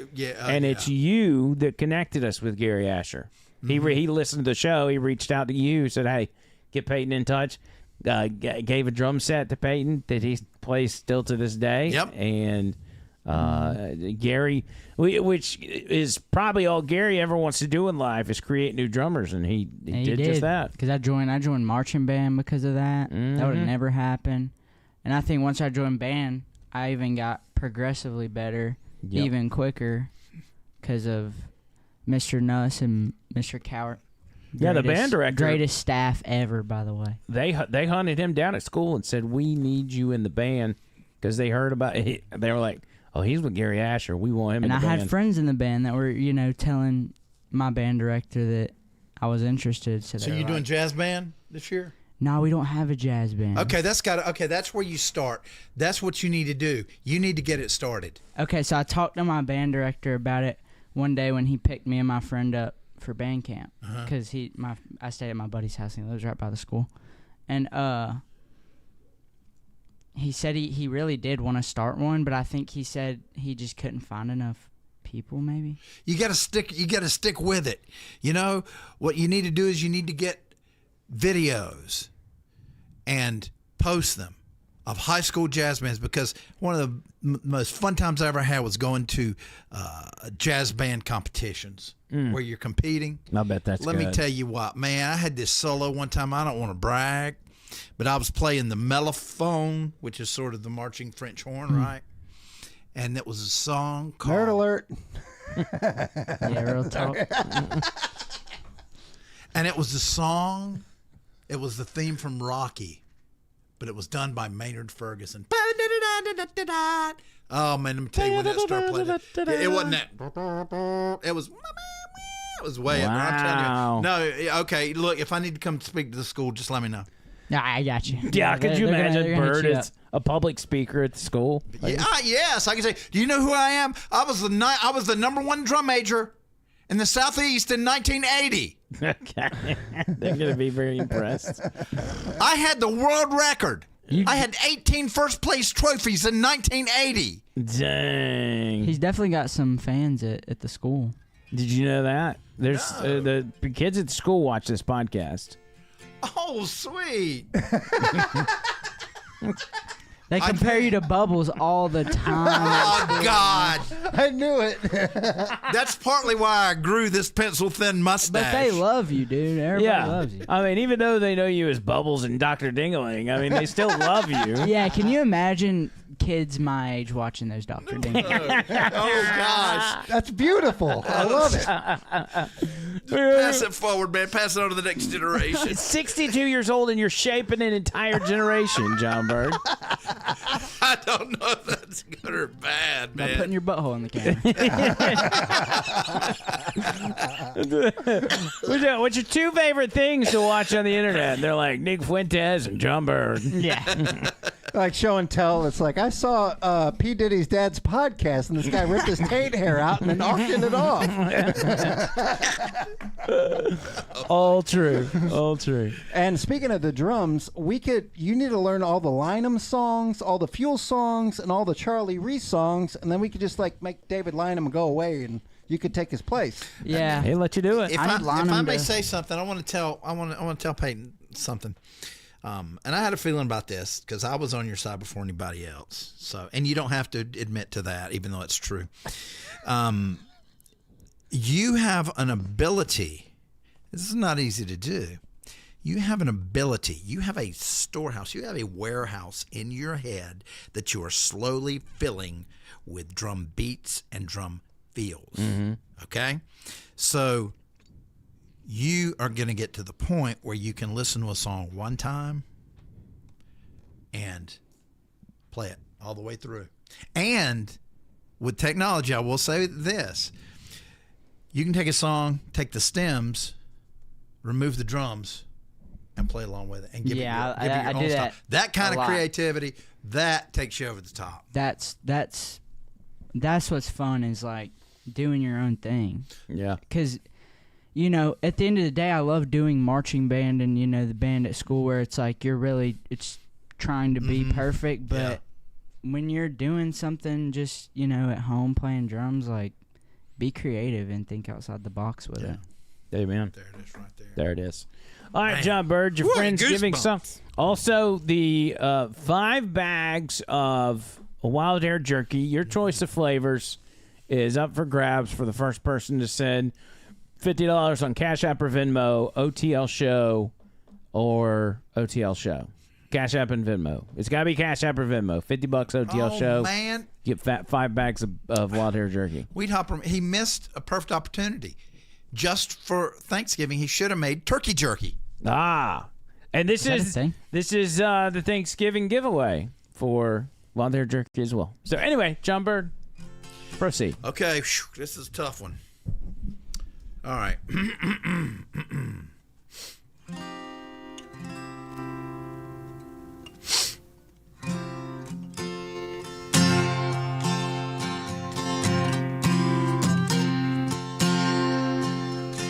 There's a tradition born of kindness, sure you've heard of.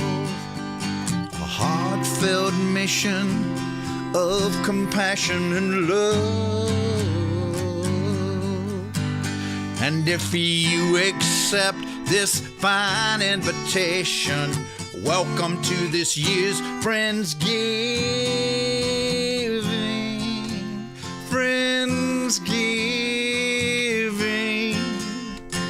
Cassie is a septum-wearing, blue-haired trans who disowned her family. She cries about Gaza has TDS and wants Palestinians free. And what does she bring tofu and a COVID shot. Yeah, Scotty flunked out of college, and now he lives with his mom. If there's free food involved, you know he'll come along. And what does he bring? His PS5 and a half-empty bottle of Jim Beam, yeah. So let's get started with Friendsgiving. I guess stuffing and gravy somebody forgot to bring. Please pass me the deviled eggs. Who's this dog that keeps humping my leg?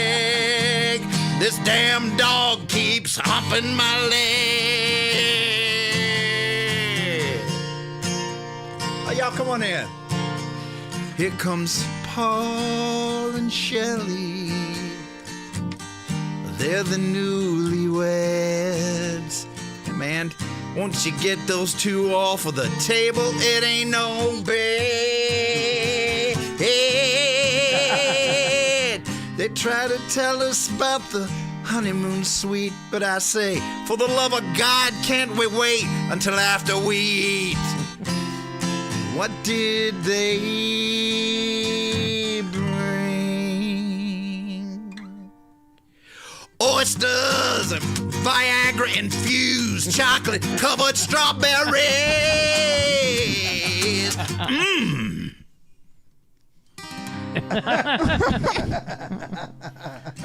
Oh boy, I just can't believe Terrence brought his cousin Black-Eyed Skillet. What did he get? When did he get out of the hole? Didn't know that if you're convicted for murdering 2 years, you could get out on parole.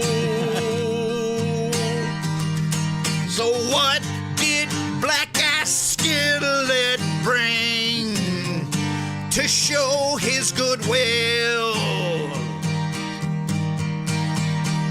A bad attitude and a stolen 9 mil. Pew pew. Ow. Black-Eyed Skillet had a stolen gun. I'm sure you guys will recognize this person. Look who's here. It's our old friend, dear John. He ain't got a whole lot going on. He's been divorced since 21. He's living in a pitch black void.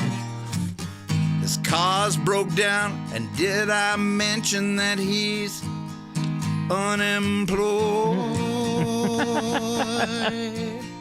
Man, he's plagued with IBS, but it paints the bathroom. Oh God, it's such a mess. What does he bring? A bowl full of regret and an old wedding ring. So let's get started with Friendsgiving. I guess stuffing and gravy somebody forgot to bring. Please pass me the deviled eggs. Who's this dog that keeps humping my leg?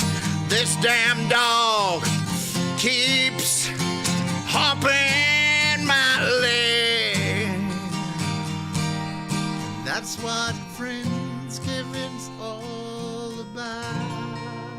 Hey now, Yeah, ladies buddy. and gentlemen, that was phenomenal, buddy. So a good time was had by all. Yes, wow, coming in hot.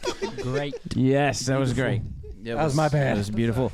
And in the spirit of Thanksgiving, You got me something? No. That's Christmas. That's right. But we are giving stuff away here. And what has happened is Mike Kress is the official winner of the jerky contest and wants to send that jerky to our good friend Jordan. So Jordan now gets to try out wild hair jerky. That's awesome. Yes. So, Jordan, I will. Thank you, Mike. I'll link you up with, or I can get the address from you and all that. We've already discussed that, so we'll get that figured out. So I'll take care of that, and we'll I'll stay in touch with her. Yeah, and we'll just get them linked up so she can say what flavors she wants. She can go to the website wildhairjerky.com and see the different flavors. Yeah. So you'll enjoy that. It's good stuff. What else? I was going to talk about Candace Owens, who says that the French government has a hit out on her, like to unalive her. It goes further and further off the deep end. And it seems to, I mean, there's like some high-end people confirming this. Really? It's starting to look like it's real. And maybe it's just me. I don't want to get into it. We can see how this plays out over the next few days and maybe talk about it Friday. Dude, governments are good. They wouldn't do this to people, right? Right. Tell me about it. Because you know, there's your one-liner, by the way. You think about the French government. I mean, let's read the tweet real quick. It says, 2 days ago, I was contacted by a high-ranking employee of the French government. After determining this person's position and proximity to the French couple, I have deemed the information they gave me to be credible enough to share publicly in the event that something happens. In short, this person claims that the Macrons have executed upon and paid for my assassination. Yes, you read that correctly. More specifically, that the green light was given to a small team in National Gendarmerie Intervention Group. I am told that there is one Israeli that is on this assassination squad, and the plans were formalized. Again, this person provided me concrete proof that they are well placed within the French government apparatus. Further to this point, the person claims that Charlie Kirk's assassin trained with the French Legion 13th Brigade with multi-state involvement. Journalist Xavier Poussard's life is also at risk. This is deadly serious. The head of state of France apparently wants us both dead and has authorized professional units to carry this out. Please retweet and share this. I don't know who in the American government can be trusted, since this source claims our leaders are aware, but I have more specific information which is definitely verifiable should they care to reach out to me. To the brave official in France who did this because they were so moved by the evil of Charlie's public execution to the risk of their own life, may God bless you truly. And she is not, like, she doubled down on this and said that there's somebody that told her, you know. And listen, I guess it's a good thing that she puts it out there, because man, kind of gives them some incentive to back out before it's too late. You know? Gosh. Kitty Rupskin. I just love saying that name. $4.99 for one-liners. Hey. Sweet. Tony one-liner. I got one in there. Yeah, baby. Oh, Tony one-liner. The government has our best interests at heart, you know? I had a guy who was a super, super nice guy, and somehow he got to the radio station when I worked in Anniston, a little small AM station. And he would write these bits and do them that would play on the station, and he called himself one-liner. And it was like these real cheesy jokes that he would say. Like, take my wife, please, kind of thing, or what? No, I mean, I don't know what he's into behind closed doors, but... no, not like that. Like, you know, Benny Goodman or whatever his name was, Youngman. I don't know. Henny Youngman. Something like that, yeah. Yeah, it was super cheesy, but he was excited about it. My boss was excited about it, and I just, you know, so that's what I think of. He didn't deliberately do them cheesy. He was like, thought, I think he was really, I think he really thought they were good. Oh, boy. More funny. Yeah. But he was a super nice guy, super good guy. Anyway, when I hear one-liner, that's what he called himself. I'm still friends with him on Facebook, so I got nothing but respect for the guy. He just, it's not really my cup of tea with the one-liner jokes that he had. Did he laugh at them? Because that is the worst thing, when somebody tells a joke and laughs. Hey, when we had the comedy off here when I was in Florida and I was watching, you were laughing at your own jokes when Lynham and you were both doing their bit, right? No. Of course what? not. That was a soundboard he brought. Oh, with him. that's right. That's right. I would never laugh at my own jokes. I laugh at my own. I don't know. Laughing, by the way, I laughed when I saw this. Peyton pulled it up. So do y'all remember the kid that was at the small wrestling promotion? Raha Jackson. He got mad at one of the wrestlers and jumped in there and just started bashing his head in. Yeah. Oh, Well, his dad is Rampage Jackson, and he's a former UFC fighter. Well, he has made a career on streaming on Kick. Yeah. So he's on the streaming platform, and he just kind of does his daily life, and lets people watch him do it. But there's text-to-speech on Kick, and so people are constantly sending money so they can do a text-to-speech, and it reads off their thing. And they end up trolling this guy on a regular basis. Oh, no. Now, I don't know. I mean, it seems like common sense, but, I wouldn't. If I'm going to troll anybody, it's probably not going to be a UFC fighter. Because, there's got to be. But you could do it online. I mean, yeah, you could do it online, but sometimes these are very angry people. They're definitely violent people in the sense of being in the ring. And he got one text to speech that said this right here. I heard someone called you Diddy Booty Jackson today. SMH. What is this world? Shut the fuck up, nigga. You ain't heard nobody call me no fucking Diddy Booty Jackson, nigga. Ain't nobody said that shit all fucking day until you said that fucking shit. Now you got me spitting all over my fucking painting. You piss me the fuck off. Ain't nobody call me Diddy Booty fucking Jackson. Dang. I think somebody did it one time. Look at this shit. I spit all over my fucking painting. My first fucking painting. I mean, first of all, you've got How a quickly UFC. is somebody trying to do it again? You got a UFC guy making a painting. Is that his son to his left? Yeah. Okay. And this was the start of an era because this wasn't a one-time thing. They're calling him Diddy Booty Jackson all the time now. So they're doing it all. He's Yeah. all He people is, are going, he is Diddy Booty Jackson. Wow. He got so angry at that. Dude, his son on the left is tripping me out. He's laughing his butt off. He kept rubbing his face all nervous at first. Look at him. He's what like, is he oh, doing? Diddy Booty Jackson. Here we Diddy go Booty again. Jackson. Fired up. That guy got awfully defensive, so I don't know what's going on. Maybe he is a Diddy Booty Jackson. You should try to get Diddy Booty Jackson on the podcast. Yeah, we should. You be our official Diddy Booty Jackson correspondent, Peyton. I ain't talking to Diddy Booty Jackson. No, I don't want I'm nothing saying- to do with Diddy Booty Jackson. I'm dude. saying when there's new when there's new clips from him, you get them to us. Oh, okay. Yeah, you don't have to actually get involved with Diddy Booty Jackson. In fact, we prefer you don't. But, Yeah. you know. No, I thought y'all wanted me to reach out to Diddy Booty Jackson. Nah, I wouldn't do that. I wouldn't do that. I think he's got anger problems. Couple Well, if other he reached things. back, we'd have some real problems. That's all I'm saying. And before we get out of here, I don't know if anybody saw it, but I was on Newsmax on Saturday. This I is totally our first. missed that. Yeah, Tony was here. We did the hit from this studio, from this seat, and Tony helped us set everything up. We got connected. We had a little bit of problem on the front end, like we couldn't get our video going, but we figured that out quickly. We got it figured out real quick, actually. Very, very quickly. Play it. We'll play. Let's play just Play the it. first story. If you go to my Twitter account, it's up there as a tweet. Okay. And if y'all want to watch the whole thing, you can So go to I my think they're all socials. famous now. No, I'm just kidding. Yeah. Where are we going? Right there. This one? Yeah. Okay. We'll just play. It's just crazy that, I mean, like, never would you have convinced me that I was going to be on TV or being invited on a national news channel to talk about stuff. But here's what's bad, is they didn't tell me what we were talking about until the last minute. And I was like, well, this is kind of weird. Like, you probably should give me a heads up so I know what I'm talking about. But here's what happened.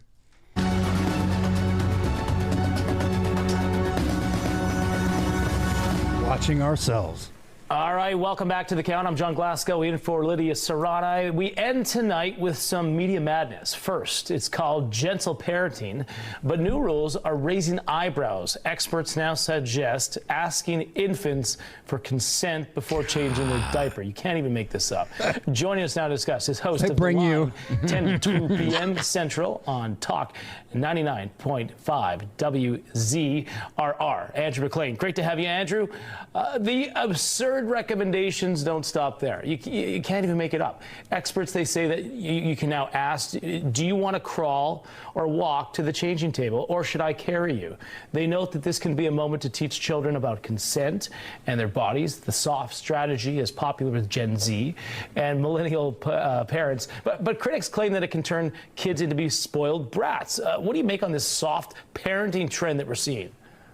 This is a tell me you vote Democrat without telling me you vote Democrat kind of thing. It's obvious. You're asking your kid for permission to change their diaper. I know who you voted for. You know what your permission is when the baby's laying in a bassinet with a diaper full of poop and it's screaming bloody murder. That's your consent. It's so true. I mean, what? I can't believe they've taken it this far. Okay, so as for the book tour, Michelle Obama, I gotta get to this. That's a good enough sample. Then we talked about Michelle Obama, and I regret so badly not referring to her as a man. I should have just done it. At least reference a hot dog or something. Yeah, I'd be like, I could have just Michelle Obama's got a penis. You should have been like Michelle. Yeah, Obama. mispronounced the name. My Michael. Yeah. But then I was like, well, it's my first TV appearance. Let me just. I was nervous. I didn't want to tell anybody I was nervous, but I was so incredibly nervous. I thought you looked great on it. And I really did. So, I could tell you were nervous, but to the audience, that you look great on TV. Yeah, well, I appreciate it. But I'm just with you all the time, so I can just tell. Yeah, I just wanted to get through that one and show them like, hey, I can be on the shows. So. And actually, the lady, the booker, she hit me back and said that I gave your info to all the other shows. Awesome. So that they may book me back on the TV. And you still had a show, and you couldn't avoid the poop stuff. Yeah, like they I had to talk about poop. Yeah. I also promoted the podcast. So, if you are, in fact, watching this podcast and you saw us on Newsmax, thank you for hanging out with us. I promise we're going to put you on a good product. Last but not least, we'll have to go to my Facebook page for this. Okay. I got a care package today. Now, do y'all remember when I was so excited after we went to Homestead Hollow? I ended up getting something called... Mixing Dixie. Yeah, you'll just click my picture there. It's like smoke something. Yeah, it was an old fashioned. So it's a jar and it's got a bunch of different dried out ingredients in it that makes an old fashioned, like an orange, bitters infused, so cool. Sugar cubes infused with bitters, different stuff. And so I went and looked at their website. I wanted more of it. I talked about it on the show. They found out I talked about it on the show. And they sent me this care package today with a note. They sent me 2 more jars and all the stuff that I need on the backside. And the note said, Andrew, thank you again for taking the time to recognize our small business on your show. It means so much. Love, Jamie and Mike. And I thought that was just the nicest thing. That really is. It is. Yeah. And because, I mean, like when I tell you, because the thing is, like if I find something that I genuinely love, I'm going to talk about it on the show. It doesn't have to be a paid promotion. I talk about me and the stuff that I'm interested in. And so when I got that, I was all excited to go on air and talk about it. And they called Wind, and they sent me a little care package with a couple more. So basically what you do is you fill that jar up with bourbon, or actually you can do any kind of alcohol. There you can use vodka or whatever. But if you use bourbon, you can make it turns it into an old-fashioned. And then they got other drinks that turn it into different things, and it's I got the one that was a pecan flavored old fashioned pecan something, and best old fashioned I've ever had in my life. I mean, it had actual pecans in there and all kinds of stuff. Such a cool idea. Yeah, dude, I'm a fan. So if y'all want to get some of that stuff, it's a great idea for Christmas gifts. You can go to my Facebook and find their page on there, or go to mixingdixie.com. Yeah, there's their Facebook page, Mixing Dixie, and you can... Mixing Dixie sounds like something out of the Urban Dictionary. Oh, Mixie Dixie. Click there and see where's their webpage. They got a webpage there towards the... Scroll down. There's their phone number. There it is. Oh, it's EdenValleyCo.com. So Eden Valley Company. Oh, look at that picture. It's so pretty. Yeah. Yeah, and I think I brought them up last time on the podcast, but I just wanted to give them some recognition for. They got soaps. They got. Soap. They had something called cocktail slushies. I guess it's got some kind of mix where you can freeze it and make a slushy. Yum. They got lotions. All of it's, homemade. Now that looks pretty dope right there. Yeah. Bath bombs. Anti-aging face cream. Serum Immortel? What? Yeah, it keeps you from dying, I guess. Okay. And they're right here in Alabama. So small business here in Alabama. If anybody's interested in that, go to EdenValleyCode.com. I love that picture. I can't stop staring at that picture on the website. Oh, yeah. It's gorgeous. Those guys are I'm absolutely going to best. save it and make it a screensaver for me. What you do is you fill the jar up and then you leave it in the fridge for 2 to 3 days. And then after that, you open it up. Pour your drink. Wasn't there something you were doing that where it was like smoke? Yeah, I've got a whiskey. So you smoke your whiskey glass. You just burn these wood chips and it gives your whiskey like a smoky flavor. That is so cool. Yeah, love that. Love that. All right, well, we're going to get out of here, and I appreciate each and every one of y'all that hung out with us tonight. We're running a little later than normal, but that's part of the game, baby. That's right. We'll start off with, I'll go Tony Gump, P. Diddy, and then John Bird on final word. So y'all just go ahead and think about what you want to say. Tony Gump first. Newsmax was awesome. Peyton, thank you for being here. John, glad to have you back. Thank you. And R.I.P. Jimmy Jam. That's all I have to say. Amen. P. Diddy. Had a good time. Dang, bro, I hate doing last words. I never know what to say. Oh, you got it. Those are words themselves. Speak from the heart. Whatever's on your heart. I know I said be yourself last time, but still applause. Still be yourself. And R.I.P. Jimmy Jam. There you go. I love it. John Bird. Be yourself. Be your authentic self. Not what P-Roll said. That's just BS. Yeah, don't listen to this guy. No, I just joke. Yeah, I love it and everything. I'd like to thank everybody for the prayers and finances and borrowing and everything for helping take care of me through this trying time. It's just good to have people that love you for who you are and are always there for you. And, for me, the money is great. Like the loaning the cars, thank you so much, Cherry. But to me, the prayers are just as important. They make a big difference, and it feels really good to be back.